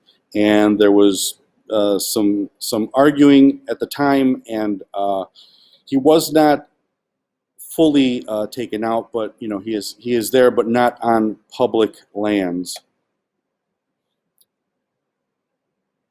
There we go. Contemporary artists who mark and memorialize their history in Chicago. These are two examples from 4 years ago. As you can see, the artists now, they don't only look back to the island of Puerto Rico, they look to the city of Chicago. So on the left, we have Christian's image where on the left of that mural, it starts out with the Taino indigenous cultures from Puerto Rico. And on the right hand, the mural sort of ends or culminates in the 1966 Division Street riots that form a huge part of the identity of the Puerto Ricans in Chicago. The photo on the right is a story of the Young Lords Party who fought gentrification of the Puerto Rican community back in Lincoln Park in the 1960s and 1970s. And so the artists today are not looking only back to the motherland or to the island, but really looking to Chicago. Oops, I'm missing one. There, no. There we go. Sorry, I don't know how we skipped that one. Other artists working present day Chicago are Sam and Sandra. They did this beautiful mural that really looks at the diversity within our communities, the multicultural community, the multiracial community, LGBTQ plus community, and really celebrates what Chicago is today. So obviously still looking back to where their ancestry came from, but also celebrating what we have today in the city of Chicago. Very quickly, I'm going to go through what I consider to be a very important way of memorializing that comes from Mexico and Mesoamerica. The first Day of the Dead exhibition was in the 80s. It was a time when the idea of Day of the Dead was something still kind of new and people didn't understand it all too much. Whoops, back one. Well, that's a nighttime shot. Anyhow, we have here in Harrison Park a celebration every year. It's on the last Sunday of October, and it brings together thousands of people. And what it is people memorialize, they celebrate and they memorialize their families, they memorialize old traditions, and it's a way of passing on stories. Another sort of ephemeral way of memorializing individuals is the ghost bike that we see in many parts of the city. The ghost bikes they're installed in the urban landscape, and oftentimes they look to cyclists' rights in the city. And I'm just going to close with this last image as ways to heal through honest and heartfelt remembrance. Ephemeral pieces can also be extremely powerful. They can be filled with ritual and celebration of our past, or our present struggles in this country. And with that, I turn it back over to the group. Thank you. Thank you all for these very powerful presentations and also for helping us to imagine the range of possibilities of what's possible and remembering the past, engaging the past, questioning the past, marking public space collectively and accountably as we move into the future. So I understand we have a few minutes to process. There's a lot to talk about. And we have some questions from the audience as well. A lot of you touched on this idea that this framework that Adam set us up for, thinking about this progression of truth-telling to healing. But I wonder if we could bring it back to that and talk more deliberately about how your work moves along that progression from truth-telling to healing. And there's a related question from the audience, so I'm just going to read that. They say, I love this concept of artistic healing, exclamation point. How do communities and organizations that support community and have space and opportunity for such an initiative get involved? So thinking about the progression from truth-telling to healing and also the involvement of communities in that process. Anyone want to take a stab? I'll I jump in. would say that. Go ahead.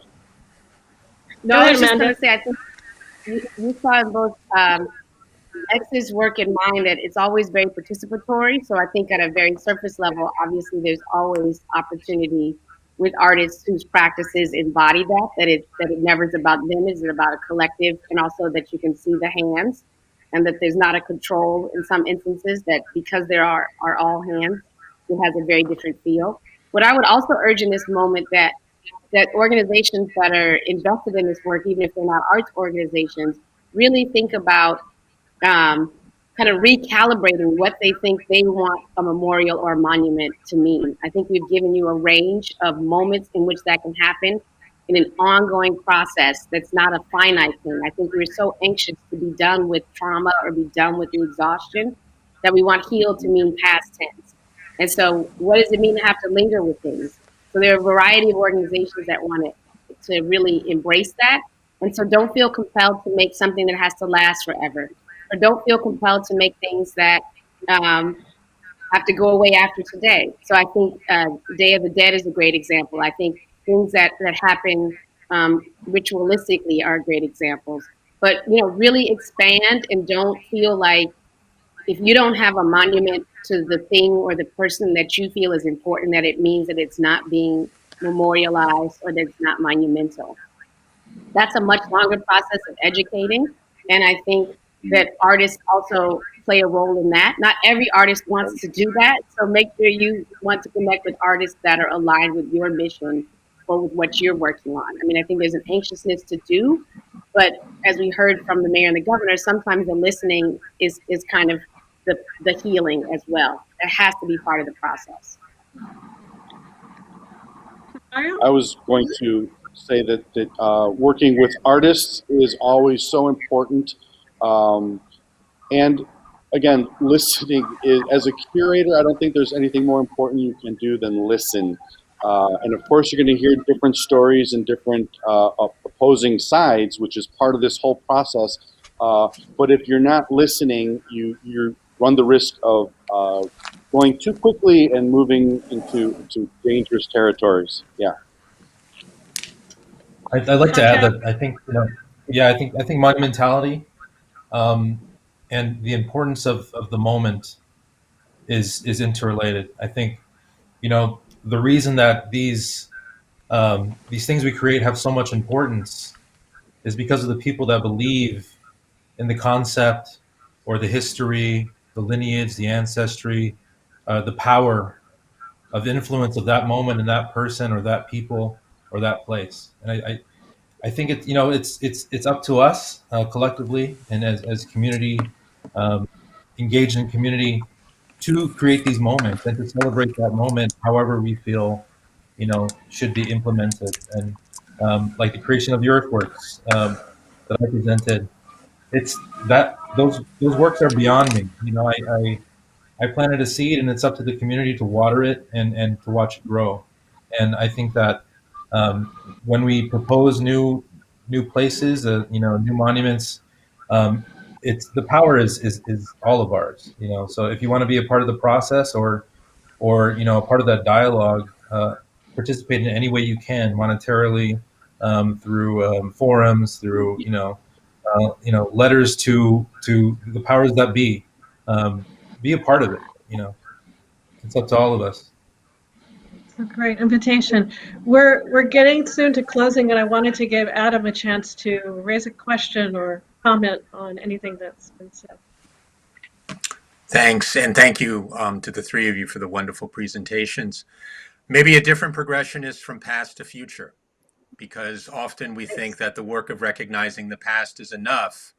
But as I tried to suggest, if we don't envision the future that we can share, we're going to get a future that is not one in which we can share. So how do we think about that progression? In relation Anyone to want to have work? that closing word?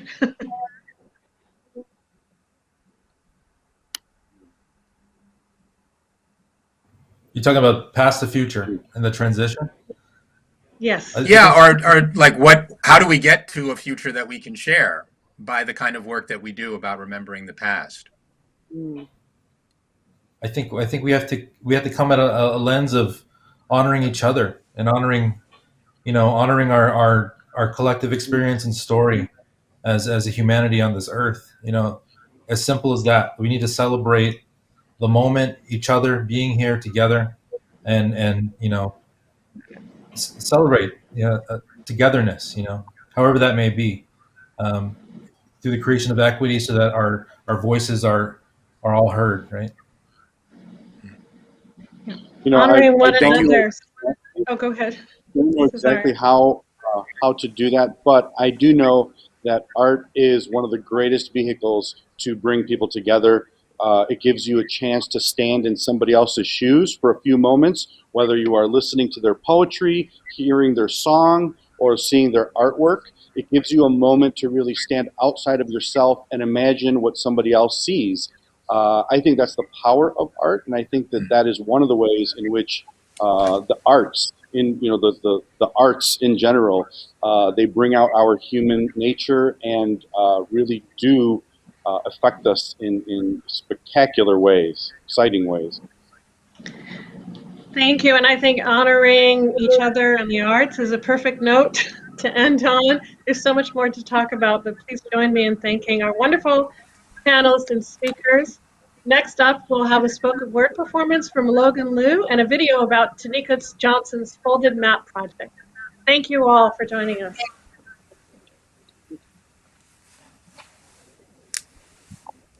Hello everyone, and thank you for checking out Together We Heal Summit 2021. My name is Logan Liu, and these next two poems are about the healing of the humanhood in the Puerto Rican community. They're part of an upcoming project called Raíces to Roots. I hope you enjoy. Abuela's favorite room at home is the kitchen. La sangre llama, Abuela says. Her accent is one of the last sounds left. 50 years of tough city living got her reminiscing of a warmer place, maybe.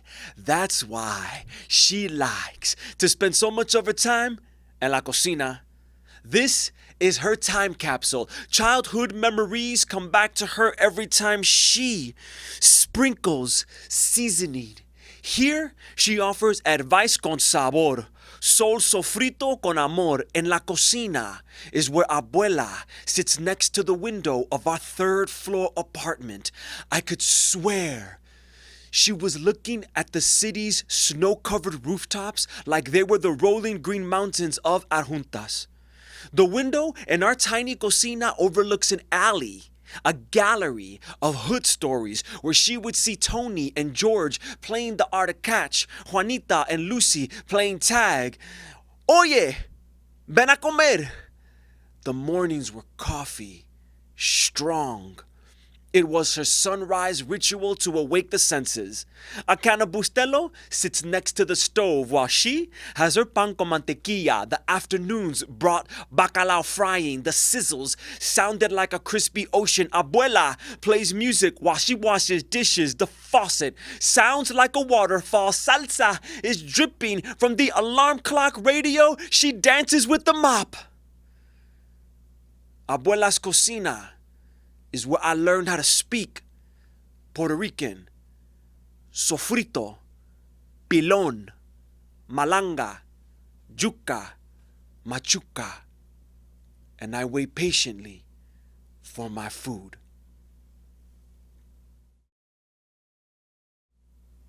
Maybe it's that miniature flag hanging from the rearview mirror. That chacho, brother.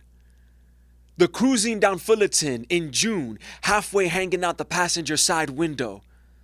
The smell of garlic still on your clothes and hair, even after you left the restaurant. The blended rainbow family walking together to church. Salsa Sundays at the Cubby Bear. We know each other.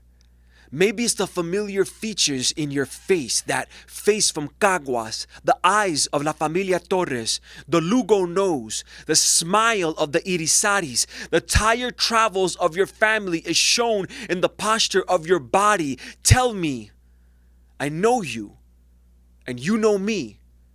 We got the same barber, somewhere on Kedzie, and he's always late and talks too much, especially when you're late to work.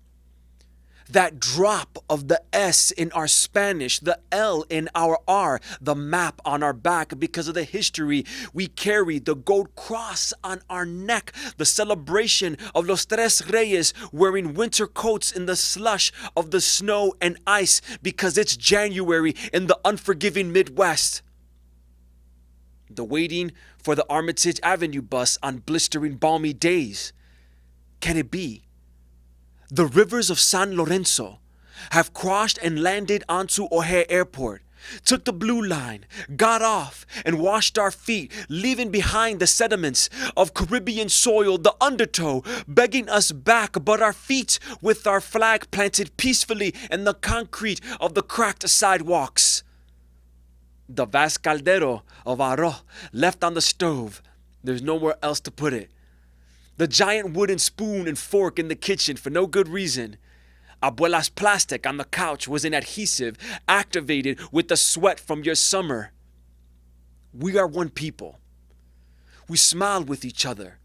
When we recognize the adobo in our words, we share a common bridge built with the hopes of our loved ones that the brick buildings and relentless weather is worth the trade from the green mountains and clear rivers. Here we met in basement juke jams on the streets of summer festivals, catching each other in a dance circle to house or hip hop.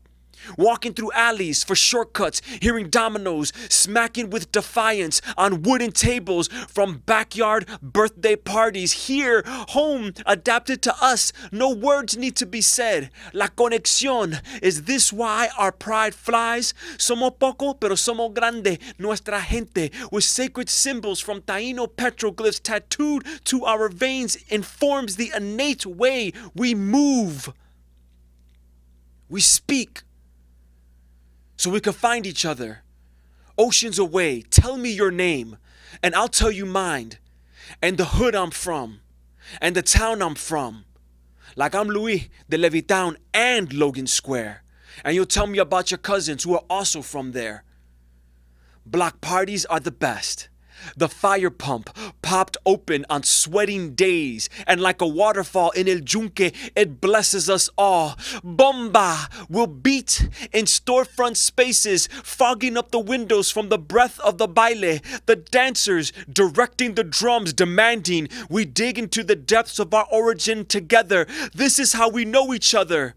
When we hear Eli Samuel's baril transmit the spirits of Africans to Chicago, we cannot help but feel the flashbacks of our land. And after the music has stopped, and the dancers are still, and the sun has slept, our hearts remain connected to the cement and to the sand and to each other's pulse.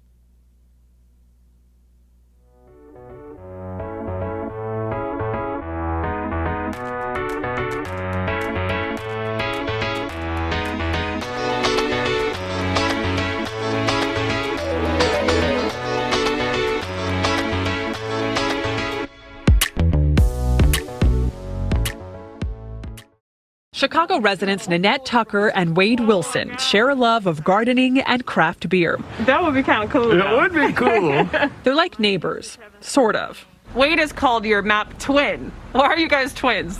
We're twins because when you follow the map, we touch one another on the map, north and south. Like many cities, Chicago's a grid with many streets spanning north to south. If you fold a map of the city in half, you can match addresses on the north side with the same block on the south side. You lived all your life never thinking you had a twin. And now I have one. Yes.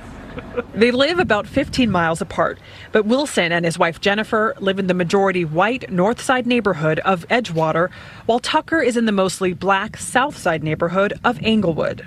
How would you explain the differences between both of your neighborhoods, which are essentially equidistant from the center but worlds apart in many ways? It's very clear that neighborhoods primarily on the north side have had more investment. Everything from the street lighting to grocery stores and restaurants. It's plentiful on the north side and it's not here. It's almost like you feel a light come on at a certain spot when you're going north. And when you're coming back south, you can feel the gloom that's upon us in Englewood. Curiosity. They met through Tonika Lewis Johnson, a social justice artist who grew up in Englewood, a community often in the news. Two mass shootings Shot on Chicago. in the head this drive-by shooting claims the life of a 15-year-old boy in West Englewood. Lewis Johnson created the Folded Map Project, which includes this film, to change the conversation. She contrasts how the same street, like Ashland Avenue, they look very different. Looks on the north side, the sidewalks, and the south side, the maintenance of the building, none of which have anything to do with gun violence, only disinvestment.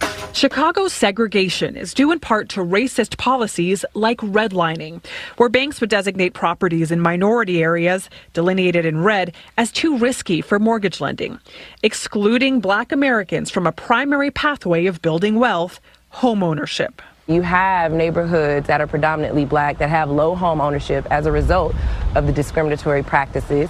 Businesses left, so you don't have a business corridor, so therefore you don't have jobs. And now the schools are starting to fail because they aren't properly funded. Her solution, bring the North and the South together with map twins. It can feel so overwhelming to try to take on systemic racism. But you have found a way to almost chip away at it one person at a time, one pair at a time. Yes. Let's use segregation as the actual thing that can connect us. In her project, she doesn't shy away from uncomfortable truths. How much was your home? It was $61,000. And how much was your home? $535,000. You asked Wade and Nanette what they each paid for their house. You know, it felt a little awkward. I think the awkwardness helps people understand how we're all participating in this system that was created before us. And it doesn't truly reflect how we want to connect with each other today. Frankly, we're privileged, and it's hard to sit next to a friend who hasn't enjoyed that privilege. We realize that there's an opportunity to actually do something. Wilson and Tucker are doing something together.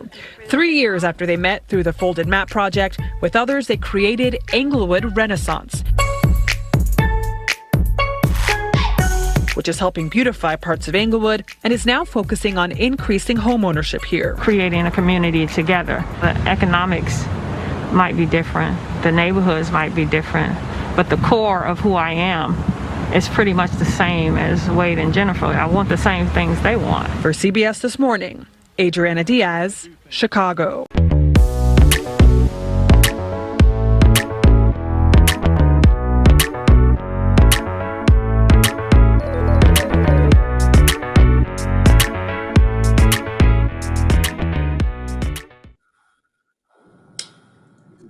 Well, thank you. And I don't know about others, but this day, just so far, has been so full. And I'm sitting with a number of different thoughts. One is that there's no one way to heal. I think so much of the conversations today demonstrated that this work can and is happening in so many important and powerful ways. And our ability to embrace all of that can tap into our full power. The other thing I'm sitting with is this work does not start, nor does it end with an initiative called Together We Heal. And in fact, this work has been the story of our city, the story of our resiliency, the story of how even we've gotten to this far, and this moment needs to be about how do we continue to write that story? What will that look like? And so I'm so pleased to have four amazing leaders with me who can share just a little bit more with us about some of the work that they've been doing, both before, in line with, aside, and continuing to move in this healing work. And so I'm going to ask our folks to introduce themselves quickly. And when you introduce yourself, your name, your organization, and then use my favorite prompt question of what's your favorite Chicago memory. But for time's sake, just give me like the one sentence version or a couple sentence version. So I'm going to go ahead and pass the mic to Jamira. Thanks, Candace. Thank you. So I'm Jamira Alexander, the president and executive director of Public Narrative. My favorite Chicago memory is actually a childhood one. I was like 8 years old or so. My grandmother let me go to the beach with my cousin and his friends, and they were teenagers. Big boom box, heard the Humpty dance for the first time, like totally changed my life. But what made that memory so profound is that that was a time that I could remember teenagers enjoying the city as if it were theirs. And to see the differences between then and now is just really alarming.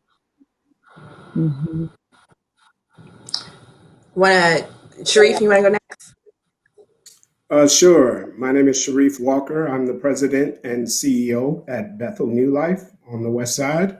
And I'm also an Austin resident. My favorite Chicago memory is a little bit different because it really involves my parents who came to Evanston, Illinois with a big dream and great education. And my dad was an Air Force vet. And, we learned really quickly that economics can catch up with all types of Black and brown people, right? So we moved quickly from Evanston to the Howard Street community. But, that story is mostly about resilience and perseverance because my parents, despite the ability to get good paying jobs at the time, my dad built our furniture. And I remember my mom painting the walls of the house, and they were orange. And I can just remember the feel of sunlight coming through the front window in our home just about every day, and knowing that it was a good place to be in the city of Chicago. How about you, B? Sure. My name is Beatriz Ponce de Leon. I am the project manager for Healing Illinois, which is an initiative out of the Illinois Department of Human Services. I grew up in Canaryville, and if those of you who know Canaryville, it's a small, historically Irish neighborhood right next door to Englewood and Bridgeport. But we could see the Sears Tower from our street. I lived down the street from Tilden High School. And, we didn't go downtown very often, but in the summers, my dad would always say, who wants to go down to the fountain? And whoever, neighborhood friends were around and us, we would just jump in the car. And it's such a memory because I remember just like you get on the Dan Ryan, 47th and Dan Ryan is very kind of industrial looking. And then all of a sudden you hit Lakeshore Drive and it's blue and beautiful. And then we'd be at the fountain and run around, take pictures, try to get wet or not get wet. And that just was like just moments of joy that were easy to do. And it always reminds me of Chicago. Thanks. And certainly, last but not least, Megan. Thank you. My favorite Chicago memory is probably the first time I saw the South Shore drill team in the Bud Billiken parade. My family and I had moved here from New Orleans after Hurricane Katrina, and it was a moment of joy, but also welcoming and feeling a connection to that the music and the parade that felt like home for us. Awesome, awesome. And so I'm just reflecting as you guys talk about your organization, mention briefly a little bit of the work you're connected to. You all sit in very different seats, some in community, some with institutions, some with government. And I know each one of you have been engaged around the healing work, certainly in the last couple of months, but for many much longer than that. So I just want to get a reflection from folks about something either you've learned or you've observed or you're thinking about in relationship to the work that you've been involved in the last couple months. And maybe Megan, I'll start with you. I know you're doing some interesting and cool work when it comes to students. So could you share? Yes, thank you. We did a student voice healing circle in Network 16, which with the schools on the southwest side of the city that I work with, we already had student voice committees, but I think I took it for granted that we were having these conversations. And I think what really stood out for me is a reminder that we need to have young people at the table, not just to give feedback, not just to kind of brainstorm, but to co-construct, to be shared leaders in the work that needs to happen. No, that's powerful. And I definitely feel like that has been a consistent theme that I've been hearing as we talk about healing work is how are we involving young people? How are we listening to young people? How are we listening to community? And so that makes me think of a lot of the work that you're doing, Sharif, and in community, particularly on the West Side, related to like Austin and West Garfield Park. So can you share a little bit more? Yeah, sure. I've been at Bethel New Life just over 6 months. And so it's been a really interesting ride so far. We have senior housing on our campus, and we have young people on our campus, and we're surrounded by community. And so having interactions almost every day with people that have been a part of the Bethel story for, its 41 years of existence brings to light a different story just about in everyone I talk to. That's stories of resilience that aren't always heard. And so when we think about racial healing and what needs to happen to get to a point where communities and families are healing, I think it's one thing that really does need to happen is we do need to have more of a environment that allows and invites those different stories to be heard. Because how do we plan healing without hearing the stories of those that need it most? Mm-hmm, mm-hmm. I feel like you guys are giving me the perfect transition. So, because you just said the word story. And when I hear the word story, I'm thinking about public narrative. And I'm thinking specifically about the candid conversation we just had with the storytellers, which I don't know about you, Jamira. I just felt like was so powerful. There's just such richness coming out of that conversation. But you work directly in the business and in the community of storytellers. What are some of your reflections?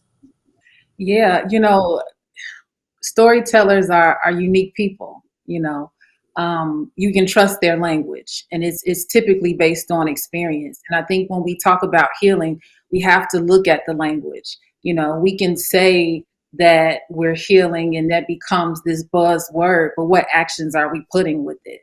And the storytellers are often the people to help, you know, draw out that imagery of what they've seen and how they've experienced it, and even the stories that they've heard, being able to relay that information. This series was really profound to hear from the healers, the neighbors, the faith leaders, the storytellers, and to really understand everyone having a different perspective.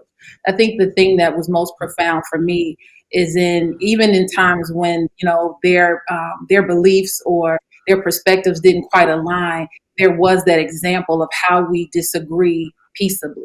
And to be able to just witness that, you know, spur of the moment, many of them did not know each other prior to the conversations. To be able to see that impromptu synergy was really powerful. Yeah, yeah. No, I agree. And I think what was interesting for me is really seeing it across people who do healing work, people who are faith leaders, people who are neighbors. I mean, Tanika talks about this folded map project that just brings people from different parts of the city together. And, you know, I certainly take a lot of this in, sitting in a role in which I am a part of city government. And you know, I shared earlier that the big question of what is our role, and you know, I'm thinking about you. You're at the state, so you're even a much bigger jurisdiction than I'm talking about, and so it's hard to think about what when it comes to this, like, you know, this really authentic need to heal. What is the role of a government? What is the role of a jurisdiction like the state? And I know you all have done some really important work in thinking about at least an initial response to that. Yes, thanks for that question. I think it's the first, we did a little bit of research to see if any other state agencies were launching racial healing projects. And it looks like Illinois might be the only one right now doing it at this scale, which was the Healing Illinois initiative. So that's amazing. Like, to think that we have an administration that made a commitment of putting dollars into organizations, large and small, across the whole state. So Healing Illinois funded $4.5 million worth of projects. And we really thought, with our partner, the Chicago Community Trust, about how to distribute that money equitably across the state, making sure that it wasn't just by population or by who applied for the grants, but made an effort to get it into every area of Illinois. And we did. There's funding in over 25 counties, and then some of those groups are making grants and contracting with others. So it kind of reaches about 50 counties across the state, all a wide range of projects. And I think, I can talk a little bit more about the specifics, but in terms of reflecting on the role of the state, having that leadership, which we saw even today in the conversation between the governor and the mayor, but having your leaders say racial healing is important for us as individuals and as a state and as an institution, that goes a long way.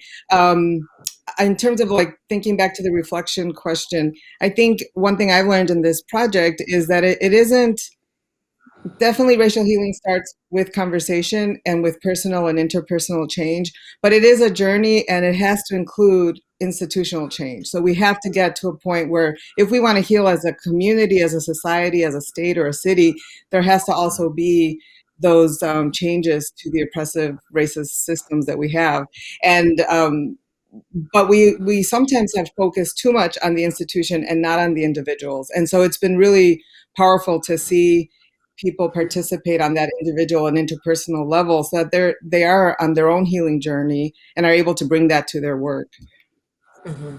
Yeah, no, I really agree with that. And the reality is this isn't just about conversation. Conversation is key, it's fundamental, it's connections, it's understanding, it's all of that. Mm-hmm. But there is this sense of action, this sense of movement, this sense of we are on a journey, we are progressing. Mm-hmm. And I don't know about you all, but I'm sitting with this big question, especially after listening to so many of the comments from earlier. Like, what might be possible here? Like, what does envisioning a future around some of this work even begin to look like?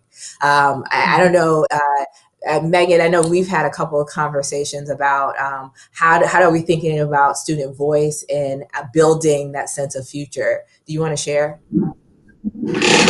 Yes, I'm lucky to work with young people across 17 schools, and I think we keep saying how amazing our young people are. It certainly goes without saying that the space that we create for them, the opportunity we create, they will take and run with it. And in Chicago Public Schools, our equity framework calls out inclusive partnerships. And we've framed young people as part of that vision of inclusive partnerships, which is a guiding principle for all the work we do. But as Bea was saying, naming it, naming healing and naming inclusive partnerships and liberatory thinking as a priority for the work that we do, and for me as the network chief with a group of schools to be in dialogue with students and with teachers, and having principals be part of healing sets that as a priority. But then it's my responsibility we've opened that space. Now, how do we build the infrastructure to continue elevating young people, to bring them back to the table and be part of the planning that will last and they'll take into the future.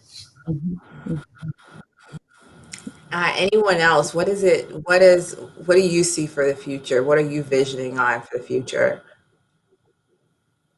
I really see more collaboration, and authentic engagement. There's a lot of investment that our communities need. And just as B said, like we invest a lot of times in the structure, but not so much the people. We have to invest in our people. Our people are our greatest resource.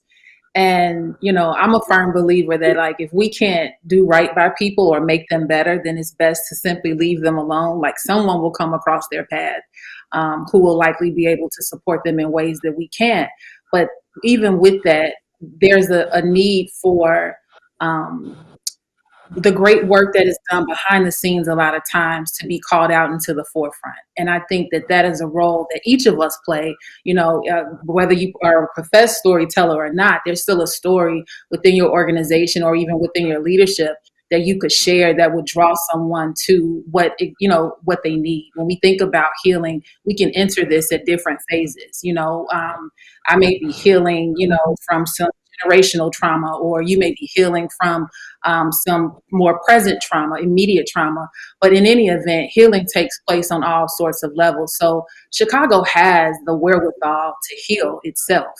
But, as we find oftentimes, we're a city at war with itself. We have the strikes taking place and different things of that nature. And there's a lot of politics involved, but at the same time, all of these events are impacting the lives of people who are oftentimes left, with the destruction and the aftermath of decisions that they had no insight or no feedback to really provide in helping to guide that. So I'm hopeful that in these conversations that we're having that have been initiated, that are continuing, that we're able to see a lot of that feedback incorporated into the decisions we make moving forward.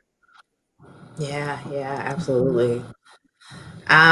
Sharif, what are you visioning on?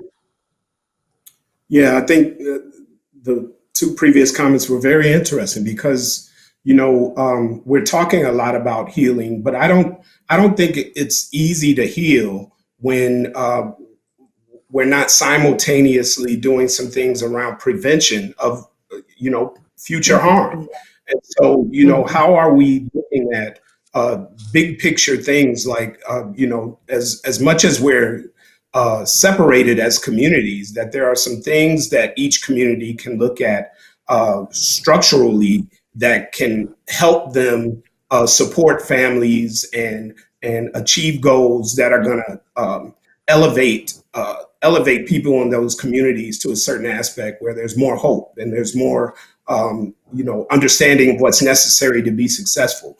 And so just going back to something we were talking about at the state and city levels, is how do we dig deeper in with communities and figure out just what those communities need, what type of investment is needed, and what type of partnerships are needed to really get behind full development plans for communities that don't make people have to compartmentalize and say, what do we need to make the schools better? But what do we need to make certain institutions better? But how do we have a bigger picture of what the entire community needs so that people are working together and prioritizing based on the needs of those institutions that live within them to be stronger communities overall?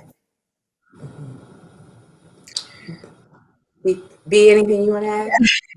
I was just thinking future because this work is one reflection that I thought about as I was thinking about this conversation is just how sometimes as people of color who are working on racial justice or social justice movements, we don't take the time to take care of ourselves and to heal.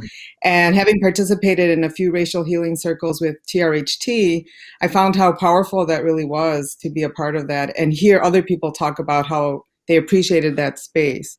So that the racial healing activities, like what Healing Illinois is funding, that are very individual and interpersonal oriented, are such an important component.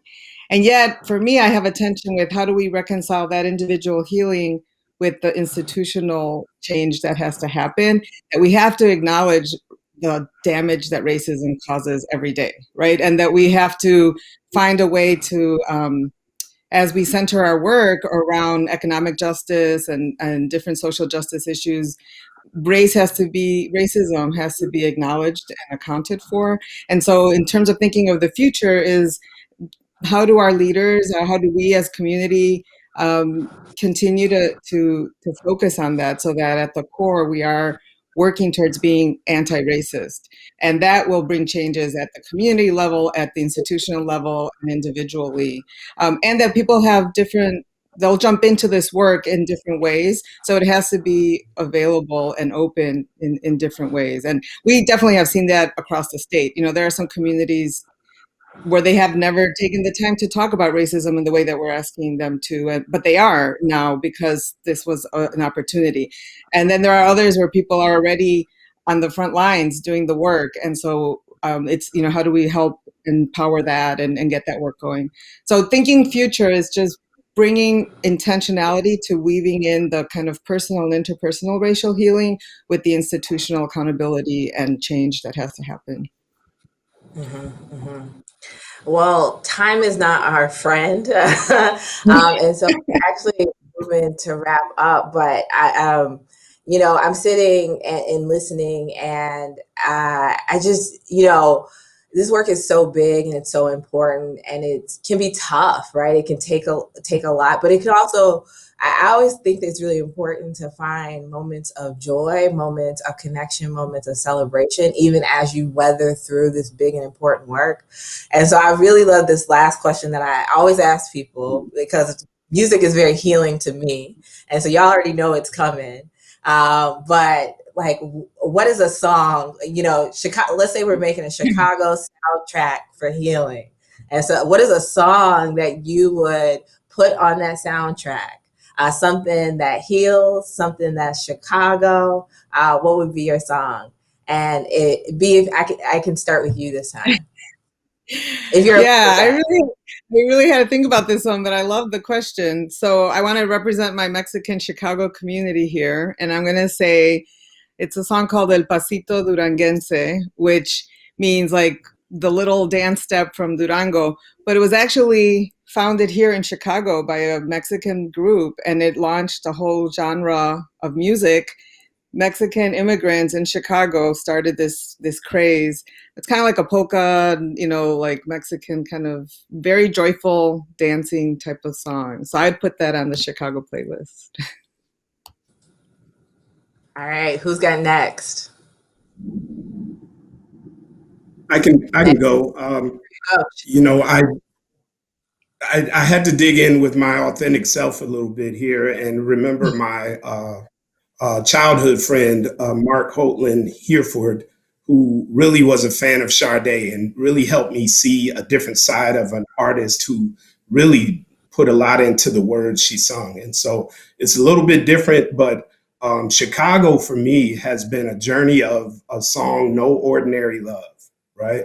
So you think about the love you have for a city, but the trauma and the triumph that you experience with it. And to me, there's, that's what's so powerful about this city is that you get to live all kind of aspects and emotions that are part of living. All right. So for me, this is random. I was torn between Earth, Wind, and Fire and No Doubt, but I'm gonna go with No Doubt. No Doubt has this song called Underneath It All. And in the lyrics, it says, you're really lovely underneath it all. You'll really love me underneath it all. And when I think about Chicago, there's a lot of layers for us to peel back. But underneath it all is like this beautiful embrace of a city that we now have the very fortunate opportunity, though quite a bit of devastation has led us to this, but we now have the opportunity to rebuild it together. And underneath it all, we can, really see the beauty that really lies in our city. Megan. And my song would be Rebuild a Nation by Damon Locks and the Black Monument Ensemble. He's a teaching artist at one of our schools as well. And the song starts out with a young woman singing. And it's a haunting message of, I can rebuild a nation that's no longer working out. And that makes me think of the hope of young people and the promise, but also the acknowledgement we need to change this. We need to heal because we need to repair our nation that really is not, it's not working out for everyone right now. Yeah. And I'm gonna take a little moderator's privilege and add my 2 cents and say, and I said this before, so I think my healing song would be "Before I Let Go," Frankie Beverly and May's version. And part of it is because I don't know if the words really say a whole lot. I don't know, I haven't done that analysis on how reflective it is. But what I love about it is, Beyonce has a remix now. And so there's now this generational love for that song. And I imagine the Chicago summer, we're at like summer dance or something, and that song comes on, we all know what's going to happen. Like the whole crowd will erupt. And to me, that is pure joy and healing. And it's so Chicago that I love it so much. So that would be my song. Because I think the soundtrack has got to have some dancing, and we gotta move together with it. You have to do the dance. You have to do the dance for us, Candace. You have to do the new dance for us. I appreciate you for trying to push that. Maybe one day. But thank you all so much. I love this conversation. Thank you for your wisdom. Thank you for your work. I am just sitting here in this moment knowing that we're closing out shortly, but so full of what's been shared. And this is just really a taste of the work that's happening across our city. So thank you. Thank you for the work that you do. Thank everyone out there who has joined us for this. We're going to close out here with some words from Mayor Lightfoot. And of course, we got to have some song. So I just want to thank you for joining us. Thank you. Thank you. Hello, everyone, and thank you for participating in supporting the Together We Heal initiative. This effort has been made possible by more partners than I can name, but I would be remiss if I didn't give a special note of thanks to our anchor partners. This includes Truth, Racial Healing and Transformation Chicago, the Chicago Community Trust, the American Jewish Committee, YWCA Chicago, the Racial Equity Rapid Response Team, the Equity Advisory Committee, and Public Narrative. This past year has been challenging for our city on many fronts. At the start of this initiative, I made a commitment to you that both myself and my team would engage in difficult conversations about the harms that have been created and how we build a path forward. I have. Leaders across the city government have, and we will continue to engage in difficult conversations because this is not the end, but just the beginning. This moment will forever change us, but it's up to us to make sure that change is for the better. As we set a vision for the year ahead, I invite you to help us build a year of healing. A year where we don't allow ourselves to forget all that has happened, but instead be transformed by it. A year where we advance plans and ideas that teach us about our history, reckon with our past and our present, and plan for a future where we can all thrive. This is a healing we need to make us stronger. We must lean into our shared faith and love for our city and our unyielding commitment to each other. So, thank you, and please continue to be safe.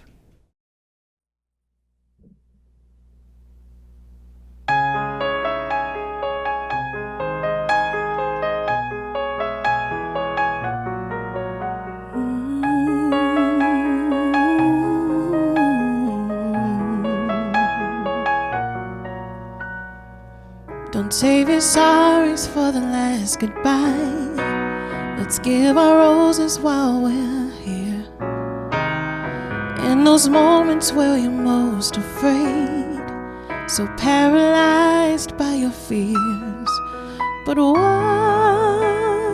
if the sun didn't split the night sky?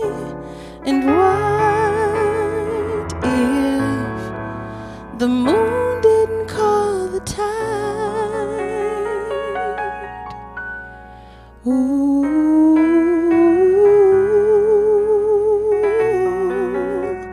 ooh,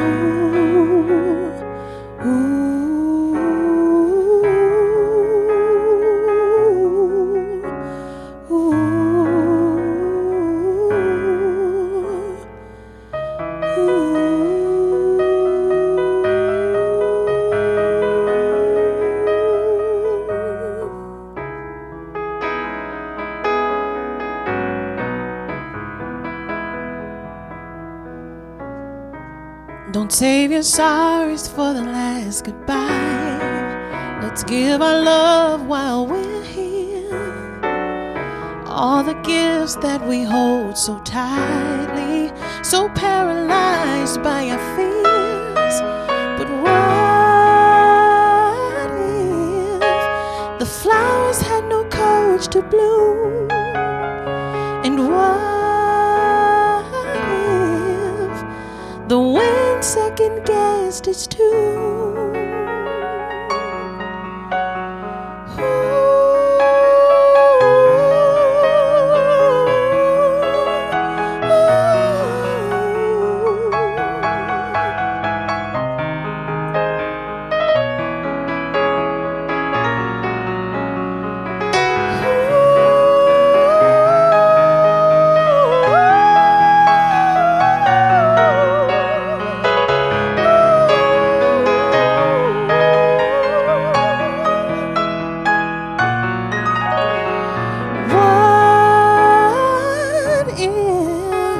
The sun didn't split the night sky.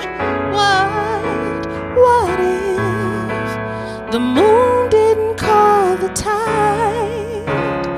What if the flowers had no courage to bloom? What if the wind second-guessed its tune?